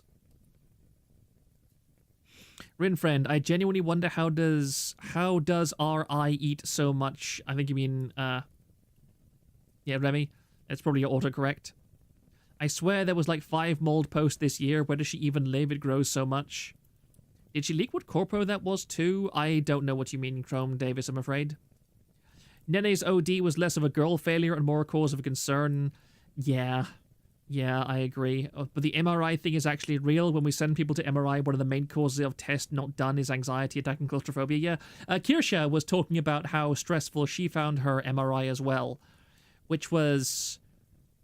you know, I understand. I was sympathetic. I probably wouldn't have that problem because I'm just not particularly vulnerable to that kind of thing. But I can understand why so many people don't like MRIs. They're very kind of scary, and they have that very difficult thing.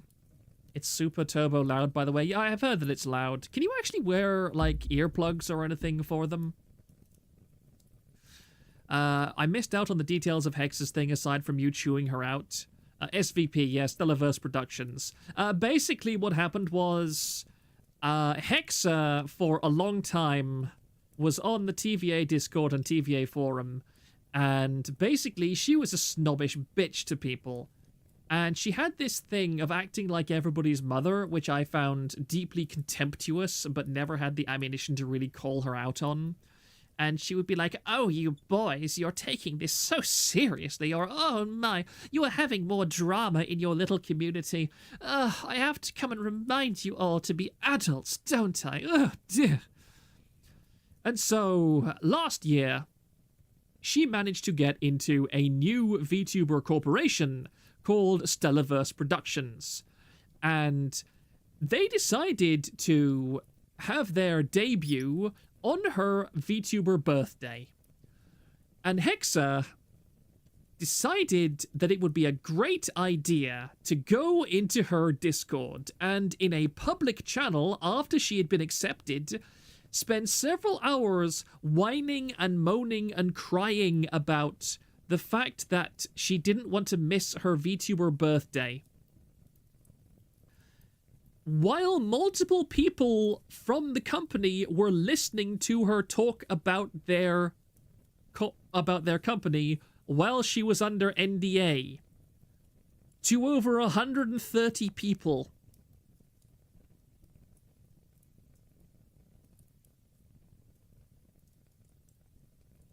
Yeah. That was really smart.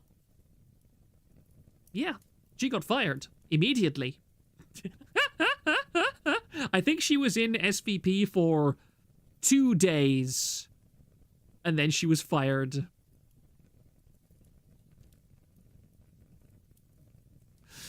Oh, but it doesn't end there, because here's the thing. I've made it very clear. I made it very clear to Hexa. I made it very clear to pretty much every other VTuber that I would not censor TVA under any circumstances for them, even people that I like. When people on TVA started to report on her livestream that she was doing in her Discord, whining about her company, she immediately contacted me and started begging me to delete those messages from my community. And I was very annoyed because the trouble was the people that were reporting the messages, that were reporting what she said, decided to delete them themselves. If they hadn't, I would have had a showdown with her right there and told her to get the fuck out of my server. Unfortunately, because of people being willing to comply with her absurd demands for censorship, she managed to stick around the community for the next couple of months. However, the final straw came when... Was it Colin474? I think it was you, Colin474. Wasn't it you? I forget. Are you HIF201 on the forum? I do apologize if I've gotten you mixed up again, but... Basically, Hexa has a habit of posting real-life pictures of herself on an alt account. That alt account is very transparently hers. And so, somebody started talking about that alt account on TVA, and... Colin474 posted a picture on a TVA of the public alt on Twitter where she posted real-life pictures. And of course, Hexa swoops right in and says, "Oh, you people are so childish. You're stalking me on my private account where I post things that aren't supposed to be shared outside of that account with over 1,000 followers." And... yeah, that was the last straw. That was the time when I blew up on her. That was the time I said, "Look, bitch. Come here, bitch. Look, bitch. You are one of the most hypocritical cunts in this entire industry. You are disgusting. You are a vile, alcoholic, pathetic piss tuber. You have hoovered up the most disgusting elements of Yuko Yurei's fan base. You have people paying you $500 a month just for the privilege of GFE with you. You are a massive hypocrite. Do not ever pretend that you have the moral high ground on my forum ever again. And she was like, oh, well, it seems as if I'm just being, I'm just being discriminated against. It looks like you hate me for some reason. And I'm just like, okay, I'm completely pissed at you right now. I am going to absolutely drop the bomb on you right now. And that's when I showed the proof of her asking me to censor the forum for her. And yeah, it all came spilling out. There's more that I could have shared, by the way. There is a lot more that I have never breathed a word of that Hexa has done behind the scenes. But I'm not allowed to talk about them because they might affect people that are still active in the VTuber community, and she is more than petty enough to strike out at them. But yeah, Hexa has done some pretty vicious, miserable, evil stuff to people behind the scenes. All I can do is hint about that, I'm afraid, but you can guarantee the minute those people graduate, or the minute I get permission, I'm going to full send every single bit of information I have ever heard and all the receipts that I have about Hexa. Because trust me, she is a disgusting hypocrite. And she also still has a boyfriend, by the way, Naganon, just in case you're still trying to pretend that's not the case, you pathetic cuckold. Oh. I'm sorry for getting so passionate about that, but yeah, I genuinely find hypocrites like Hexa to be morally repugnant on a level that I find viscerally difficult to deal with. So I apologize for that very long Hexa hate tangent.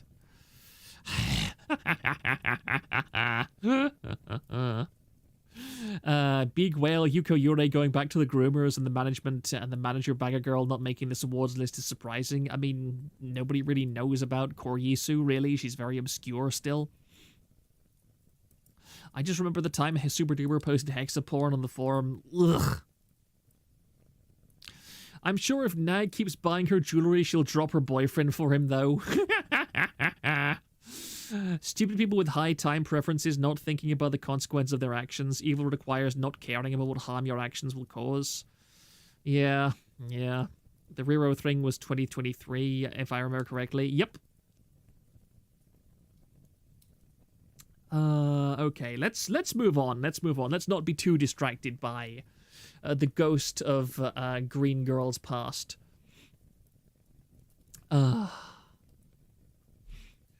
This is a bit more... The next category is a bit more serious.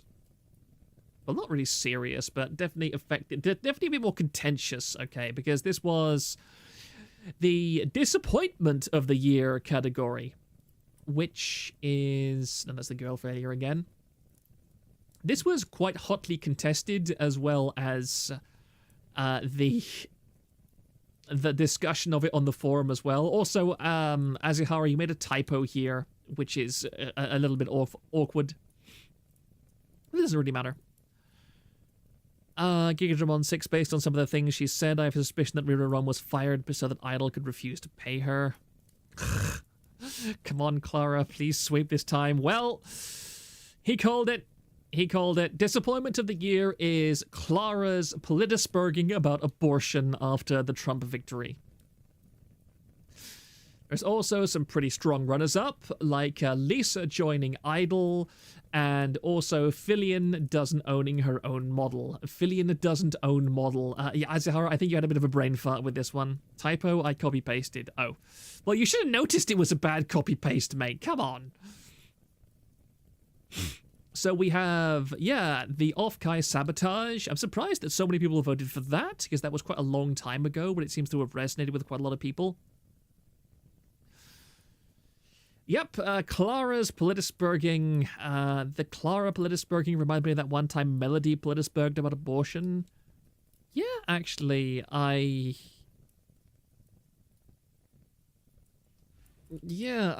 remember that actually just vaguely. That did like, I was turned off Melody because she's a whore, but yeah, the abortion nonsense from her was also something that made me not exactly like her. The fill-in is just another retarded funny moment. Lisa joining Idol was just disappointing. The shit Clara apparently said is beyond repulsive, and I hate her now. Yeah, I have no sympathy whatsoever for Clara. It's one thing to write creepy fanfic about a woman dying in agony of being denied an abortion, but it's much nastier when she comes right out and says, yeah, I actually agree wholeheartedly. This wasn't a joke. This wasn't some weird cope. I genuinely think that, I genuinely hope the conservative women are denied abortions because of this rule and die horribly of sepsis from this. That's something I sincerely want. So, yeah, you can't really get away from that. Zen Gunman, the off-guy sabotage is one of those things where it's just one more thing, one more instant of blue hairs trying to piss in other people's Cheerios because they can't exercise control over them. Yeah, and it's not going to stop, trust me. You've already seen the whole thing with off-guy on this year.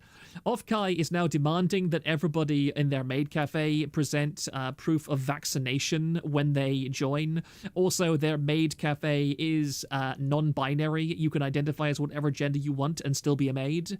So, well, no, it's more accurate. If you can identify as female and be a maid, rather. So, if you're a man with giant sweaty man balls, yeah, you can be a maid in the maid cafe. You just need to identify as a woman.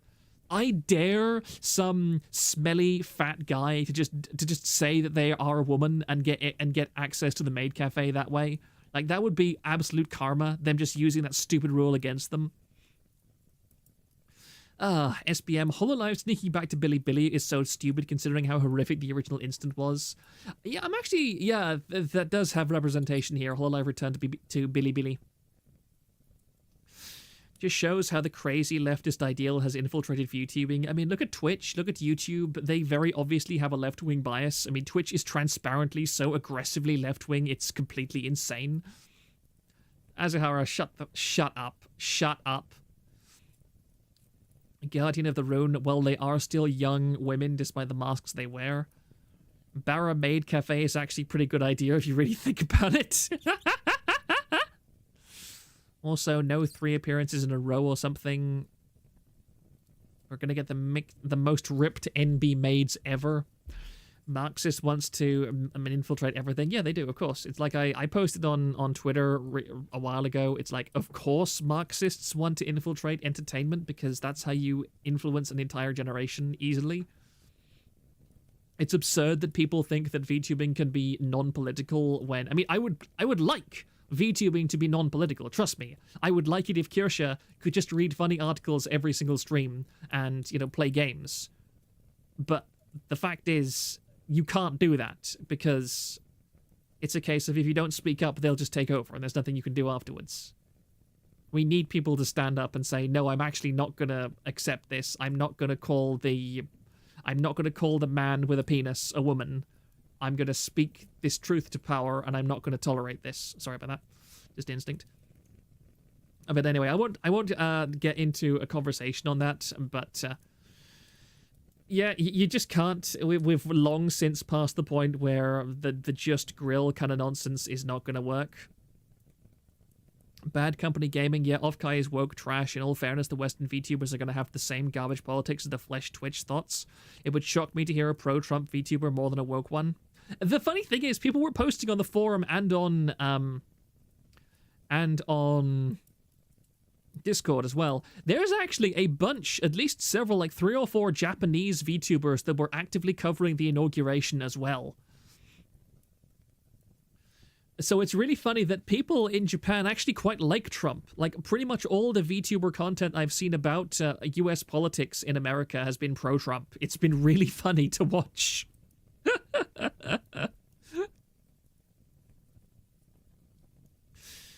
Let me have a look. Oh, I'm actually only gonna. I've already talked about this, so I'm only going to. I'm actually not going to focus too much on the winner of this one.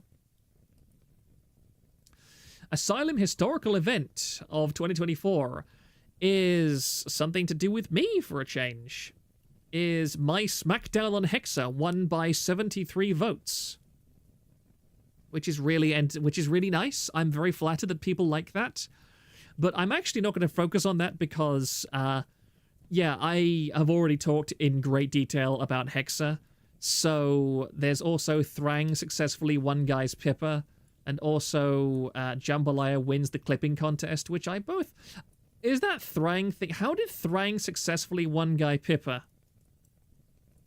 I'm not sure about that.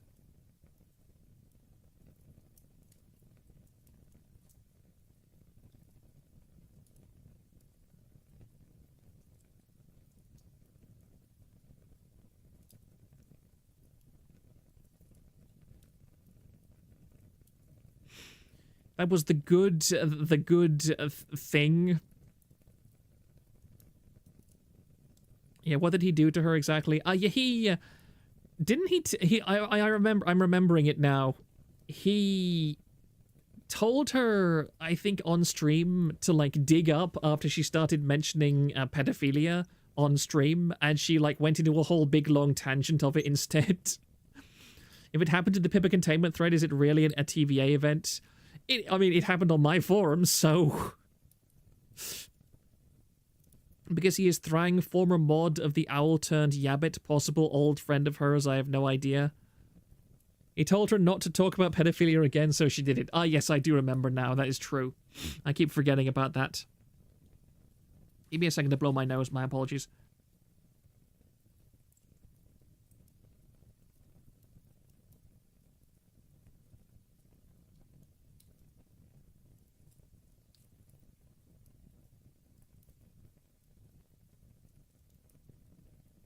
Sorry, I needed to blow my nose quite hard.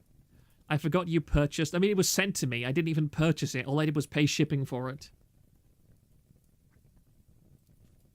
I'm actually looking at my stream chat through it right now. Oh, pardon me. Come on, tell us at least what brand it is. I think it's a Huion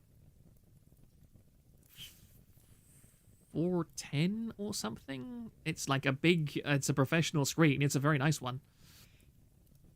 It is very nice, definitely.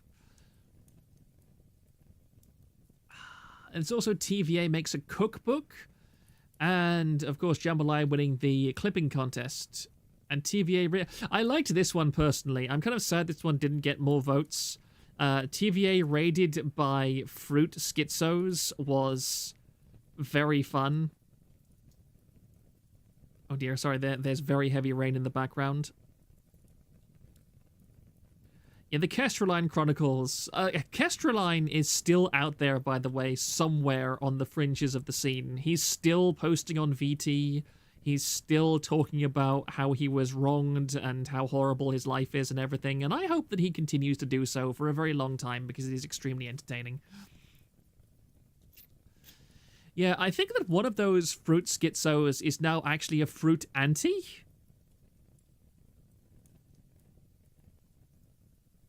Diverting Mako the Lich to become a Batel and Lumi hater was great. Oh yeah, that was amazing.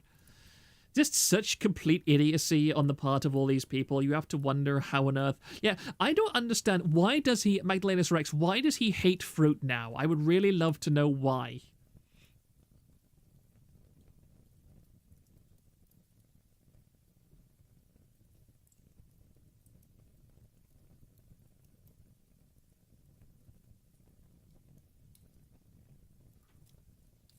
Oh yeah, that was certainly an event. Fruit said she hates the IRA. I'm not entirely sure what that would have to do with it. But I'll wait and see what Magdalenus Rex has to say while I just go back to just chatting now for a second to look up the next thing. And that's another enormous sweep for the next one as well.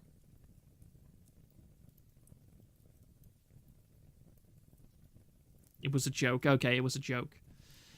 So the next one is the mystery/rat of the year, specifically talking about things that we think might be true, but we don't know for sure.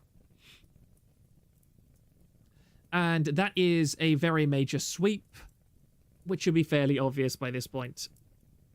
Yep, it was the Gurat. aka that Illyra Pandora basically runs the Nijisanji EN branch herself, which we have already talked about in very extensive detail. Abomination says, she responded to someone on Twitter and it made him mad because she never gave him attention. I don't remember who she responded to. That's extremely funny, if that's the case. But the other options were Twisty is a VT spy, Mel terminated is Kotoka's fault, Aqua graduating due to pregnancy, Dizzy is Sakana's wife. Grimmy got a job with Nijisanji. Is the true Enna Schizo registered on TVA? I'm pretty sure we know that. Dizzy being Fishman's wife is plausible. I maintain that, I will always maintain that my personal favorite rat is that Uruka is actually Sakana's wife, and that it was an arranged marriage between their families, but Sakana is gay, which is why he prefers sleeping in his dog's bed, and why Uruka is so frustrated and horny all the time, because Sakana has never actually consummated their marriage because he's gay.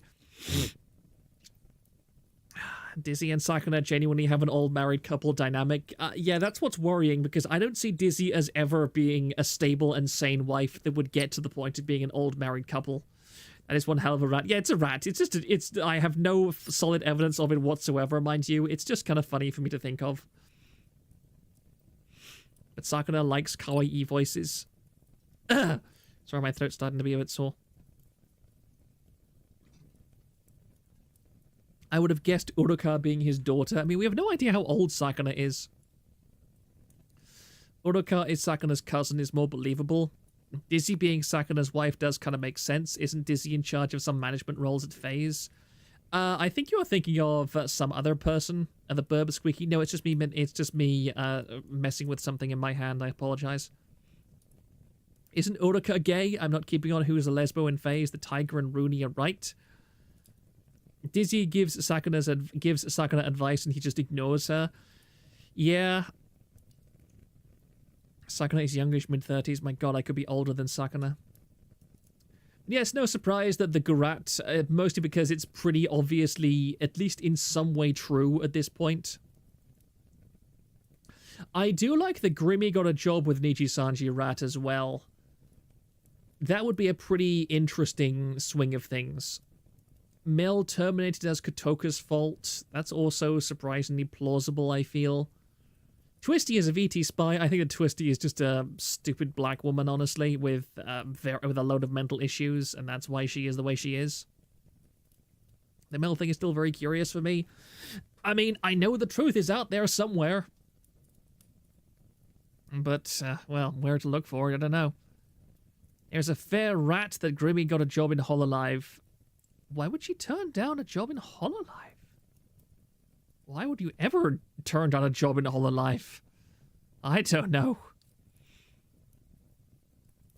Twisty is Niji's attempt at FaZe. Mel's termination was just her being too dumb to live, and it's sad.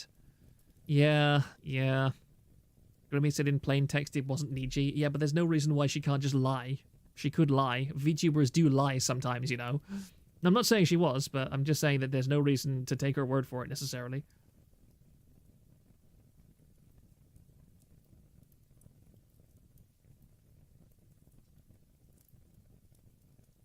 Because Justice is only 4 members and their accounts were made almost exactly when Grimmy graduated and ungraduated. Very interesting. VTubers lie a lot. I mean, they're normal people. They can lie just like absolutely everybody else.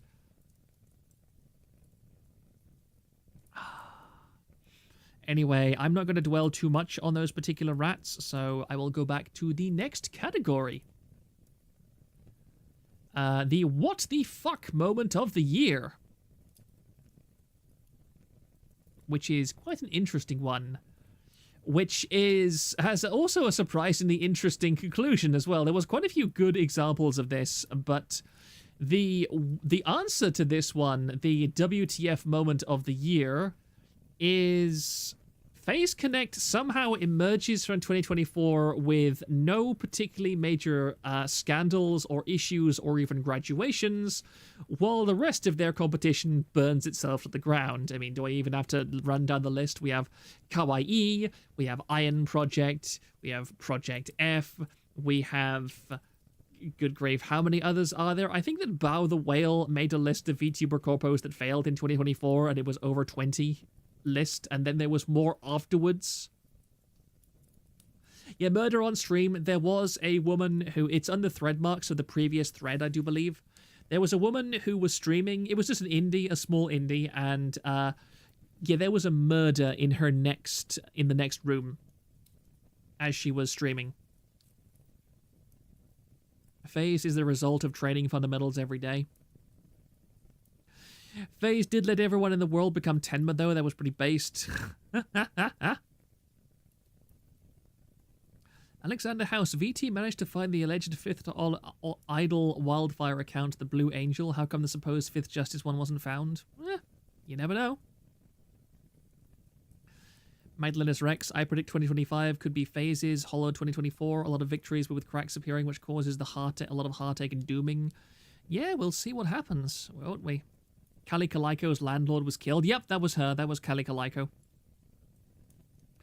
It was funny seeing Jersh react to Vaush's Whoopsie Daisy.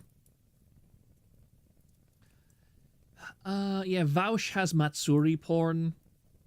Yeah, Misaki Sato streams We Learn Nothing. I really want to know what the hell happened with that. Maybe I should ask around. Maybe somebody in my list of contacts knows something about the Misaki Sato stream. Does somebody have an archive of it? I think they might, and they might do.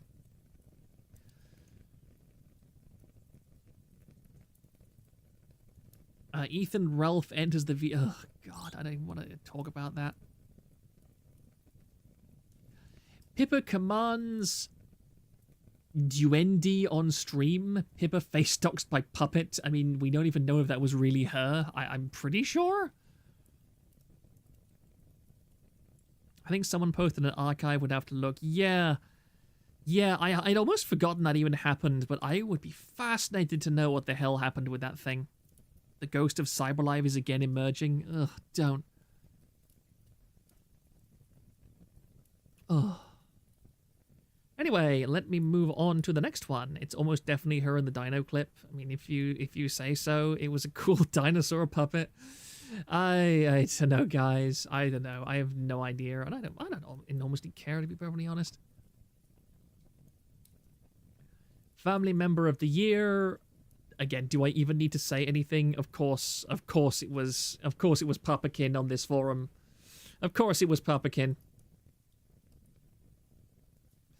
Although I will say quite happily that Rin Mama got a lot of votes, and so did Pico Mama.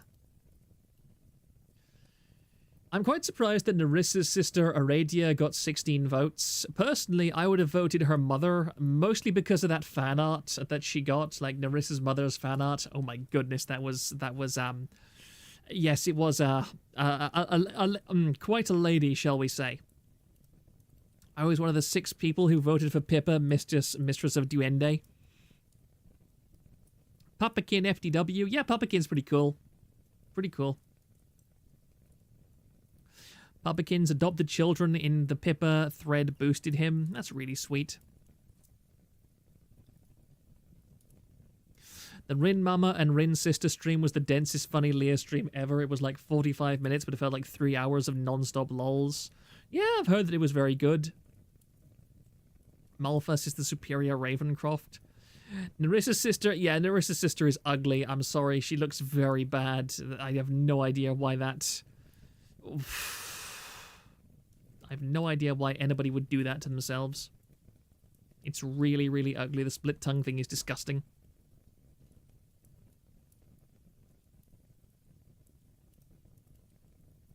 Pardon me. But to move on to how many others... Oh, we only have 3 categories left, so we'll see. So next up, the category is Hag of the Year. Another one I would like to ask for audience participation. Who do you think was the hag of the year, ladies and gentlemen?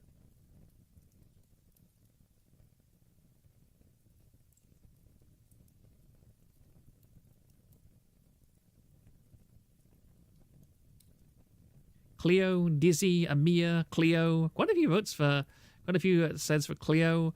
Botan, I wish. Plenty, Spooder, Sweep, it has to be Dizzy. Dizzy. Botan, Foxu, I mean, I don't know how old, I mean, Kirsch's at least in her 30s. Tenma. Cleo. Well, I'm afraid you're all horribly wrong, because the winner of the Hag of the Year award goes to Chisaka Airi. Yes, indeed. The sacred pawn wolf herself. She gets the pride of position here as the winner. It was pretty hotly contested. There was also Marine, also Mio, Korone, Botan got a decent number of votes. Ruse, Sheena. I'm surprised that Sheena got so few votes, actually. Airi from FaZe? Yes. Airi from FaZe. Amia got a lot of votes too. I don't know how old Amia is actually, but I mean, she doesn't sound like a hag. Like, Amia definitely does not give off hag vibes to me. Are they the vote counts or their ages?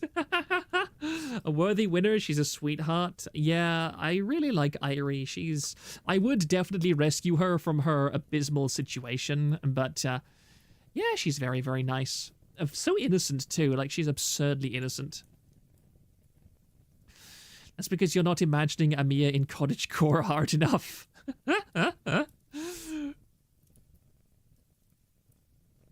Spooder is late 30s at a minimum. She played PS1 games when they came out. I mean, I could have played PS1 games when they came out. I was born in 1992, so yeah. Amia is quite literally mentally age stunted. She has a diagnosis. What? I was completely unaware of that. Amia talks about retro games she played as the kid. She's a hag, affectionate. Yeah, I mean, again, Amia is incredibly sweet and lovely. Let us move on. We've only got 2 other categories here, and the second from last one is Inmate of the Year, which is another fairly strong sweep. Not my choice, but she's definitely a worthy winner. I do agree. Yes, she's very much a worthy winner. She deserves a W for once. Yes, I'm sure she'll consider winning this as a W, honestly. Also, before I put this one on the stream, allow me to just check something that I need to do, because I need to see... how do I edit? Yes, I do edit. Customization. We're about 20 or 30 minutes from the ending here at most, so I would love to know if anybody has raid targets in mind, because we will be able to raid people quite... well, we are able to raid people, so if anyone has a raid target in mind, then I would appreciate it if you could start putting them in the chat now. Hello, Proctor. Hello, Regal. Amia also got referred to by the rest of Sundaria Gen as the Spider Mama. That's cute. That's really, really cute. Kirsha? Is Kirsha still streaming? Is she seriously still streaming? No, she's not. She's not still streaming. Okay. Amia was streaming Mega Man just now. I don't know if she still does. Amia's live. I don't think Amia actually allows redirects. I think I tried to raid her once before and it didn't work.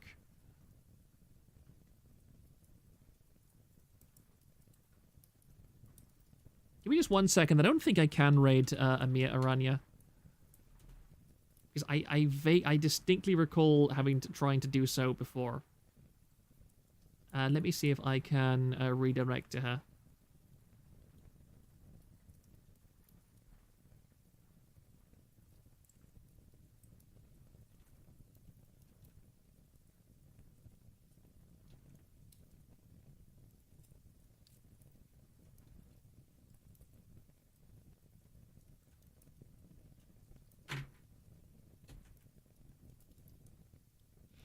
Redirect privileges needed. Yeah, I can't redirect her. I'm afraid she doesn't. She doesn't have open redirect redirect preference. Just radio Oshi man so we can listen to her make fun of you. I don't think she's live. She's not live at the moment, guys. Oh, hello, Sawa. Nice to see you. Hope everything's going well with the latest acquisition of your family. Has she already won the best VTuber original cover song, non-corpo VTuber original cover song category if you're only just here? Rating Nimi would be funny. Blue Pippa. She's graduating soon, so I won't target her. Mosu? Is Mosu live at the moment? If she is, I would definitely raid her. Oh, yeah, she is. Or... No, she's not live at the moment, unfortunately. We'll see. And we'll go back to that in a few minutes. Because we've got two more categories to go, and the next category that we've got is the completely new girl from Videri is on in about 30 minutes. I would definitely like to raid Hina. She's very cute. Oh, hello, whatever. Yes, hello, you horrible person. Okay, so the next category that we have, the second from last, is the Inmate of the Year. And that is a pretty strong showing. The Inmate of the Year is Jambalaya / God's Strongest Dragoon, who has pretty strong showing overall. Wait, Sawa is here? That's kind of interesting, given she is... I discovered her through the You Will Never Be a Kobe Pasta. Yeah, Sawa is pretty based. Definitely very based. Jambalaya Sweep. Yeah, Jambalaya is pretty strong showing, although Empty Inbox... I'm surprised Empty Inbox did not get more results. We also have Williams Haven, who I quite like. Shuba Saber 2. Somebody voted for Reticule for some damn bloody reason I do not understand. DTRP, Bronze as well. Bronze has been very nice. I think I will probably make Bronze an orderly in the events forum because he's been doing quite a lot of good work there. He's very good on receipts and so forth, and being on time when it comes to talking about indie drama. Reticule and Nagadon being next to each other is perfect. Yeah, that's kind of funny. Jebby as well. Shout out to my man Baylurker. He did get 28 votes, surprisingly enough, despite having no posts whatsoever. What are the achievements of these legends? I mean, you'll have to go on the forum to understand. If you're not versed in TVA culture, you probably won't get anything. Jambalaya is a pretty famous member of the forum. He talks an awful lot. Does pretty good takes. He's very much God's Strongest Dragoon. He talks about her an awful lot. And although next year I would like if people who were more involved with the support aspect of the forum got a bit more love, because Empty Inbox definitely, Williams Haven, Shuba Saber, and Bronze, because they're all pretty useful. They've all done a great deal of work, and yeah, Big Whale, whoever's been summarizing the Hololive events on the forum, I'm pretty sure that's Williams Haven, and I think that Shuba Saber does them whenever it's like Shuba related stuff, because he is like Shuba's strongest warrior. But yes, the people that actually take the time out of their day to make very detailed and informative posts about big, long events, I really like. I think they should get an awful lot of extra attention, personally. Okay, then. We can now move on to the very last category. The best event / collab of the year, which had quite a lot of contention about it. Well, not contention, but there was a lot of arguments about it, and I love one of them. Those Holo ones are good write-ups. Yes, I definitely agree. The more people we have that archive stuff on the forum, the better. We really, really desperately need them. But yes, the best event / collab of the year goes to Hololive GTA server, which I rather liked as well, although my personal pick would be Tenma Fever and the Trial of Emi Isami, simply because I think it was such an amazing example of how to turn a very, very bad situation into an extremely funny, positive one. I'd suggest making a thread copying those posts so they're easily findable. I would prefer if people just thread marked them. I need to open up thread mark privileges sometime soon. Tenma Fever was so creative, yes. I do agree. Come on. Tenma Fever is way better. I do agree. I think that Holo GTA was extremely popular with an awful lot of people. I watched quite a few clips of it, and it was hilarious. There were many extremely funny events. And it also made the seething V-tweeters scream an awful lot about sexual harassment with like what the Holostars guys were doing, while the people involved were very obviously into it and enjoying it. Alexander House, I want to learn how to archive live streams and paid stuff. Go to the forum and look up the archiving a new thread, because that'll teach you pretty much everything you need to know. Oh, pardon me. A Holo GTA taught the Holo JP tubers to fear Fuwamoko, and it was great. Yeah, that was pretty hilarious to me. Tenma Fever was great. It was the excellent way to handle a very controversial event. I mean, can you imagine if something like that happened in Nijisanji or whatever? There's no way that would work. Enrico was better than the Holo GTA, in my opinion. I didn't really watch any of that, so I wouldn't know myself. And of course, Holo 5th Fez was pretty popular, and Pixel Link VSimp. I always want to say it as VSimp instead of VSMP. There should be more VTuber SMPs, personally. I think there should also be more competitive VTuber SMPs. I really think that there is crying out for some actual competitive Minecraft VTuber events. I don't like how they're all like, oh, let's be creative and happy and friendly and like have really staged events and so on. No, I want a serious hardcore. I want a serious hardcore server for VTubers where they have to survive, they get one life or maybe a couple of lives, and it's like a last man standing. It's like I want a last life VTuber edition, okay? I want like the Hermitcraft guys do. I want a last life version with VTubers, okay? I think that would be absolutely brilliant. Counterpoint, they're women, they can't do competitive banter, they actually get upset. I know, that's the unfortunate thing. That's the sad part about it. I can't think of any VTubers out there that could actually take the mental strain of a serious competitive Minecraft event. Tenma is so cool, I'd throw a brick at her. Yes, indeed. Well, I mean, it'd be pretty hard to aim because she's so small. Oh, dear. Hunger Games Minecraft. Yeah, they can do things. I want a Phase Connect 2v2 arc. I imagine it would go well. Oh my goodness. Are you joking? Please tell me you're joking. That's just... That's not going to happen, guys. It's absolutely terrible.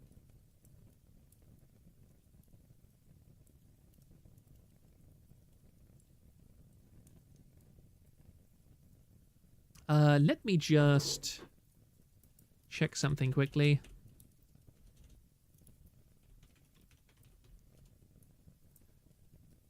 Oh my goodness. Oh my goodness, she's... Oh, that's quite funny. I think I really hope she has redirect privileges enabled, because... Oh my goodness, I might actually go and watch this after this stream as well. Give me a moment. Please tell me you have redirects enabled. Do you? I think that works. We need a Tomoe Umari is playing War Thunder at the moment. And I happen to have recovered from a War Thunder addiction in the past, so yeah, I think I should send people over there to share in her suffering. So yeah, I've sent her as the redirect. Is there a full stream to catch the Tenma one? All I found looking for the trial is a 3-minute clip by Olo Ever Clips. You'd have to ask on the forum or somewhere. I'm not aware of it personally. Minecraft SMP is a good idea on paper, but nearly every time it's a slog, even back then in the hardcore server way back when PBG, Jared, John, Ron, and Egoraptor were friends. Yep. American Horse playing Russian battleships. I don't think she's going to be playing naval. Nobody plays naval in War Thunder. It's a terrible, dreadful, awful, terrible, terrible, terrible game mode. They should just remove it entirely from the game. It's a complete waste of time.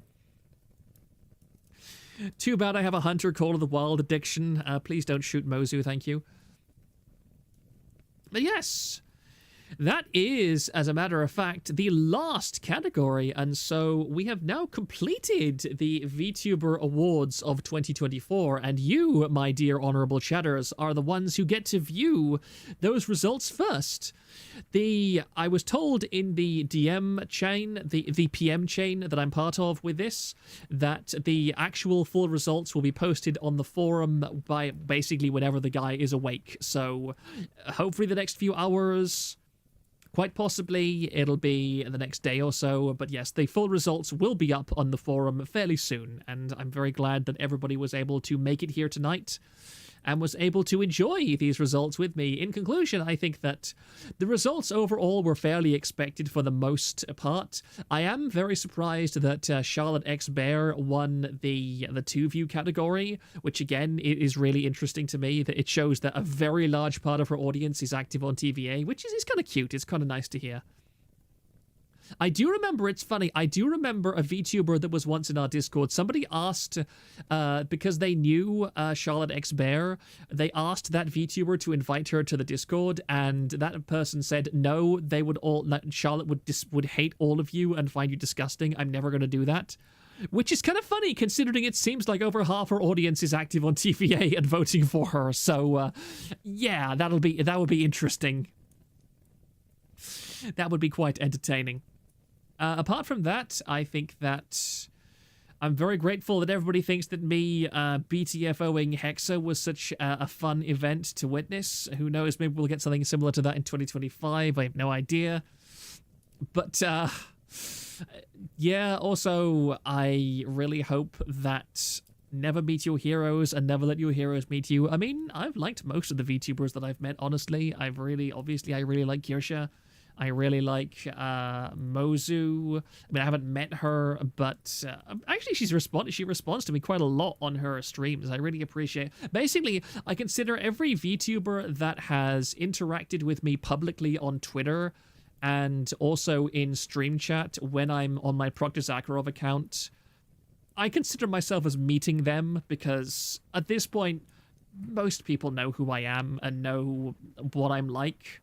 Or basically they know about TVA. Who will you BTFO in 2025? We'll see. We'll see. Hopefully nobody is miserable and awful. Hopefully nobody is as miserable and awful as Hexa in 2025 for me to deal with. Funny raid target. Illyra is streaming. She has 500-ish viewers. Yeah, but that would be nobody would stay for that. So I want to send my viewers to somebody who will actually get something out of it. So let me just check to make sure that redirect actually worked. Yes, it does. Will someone pull an iDubbbz on Fruit in 2025? That would be hilarious.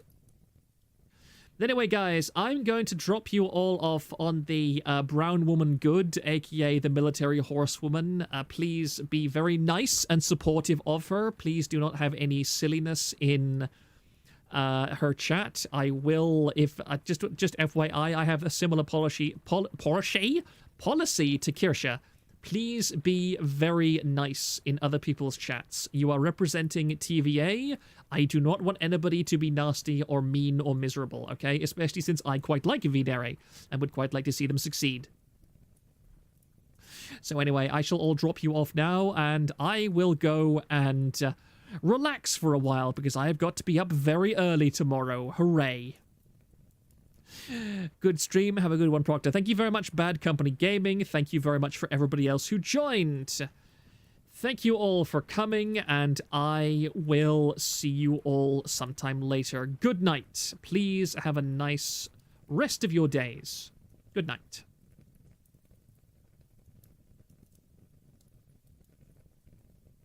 Always a gift to have you, Proctor. Thank you very much, friend. Good night. Good night, everybody.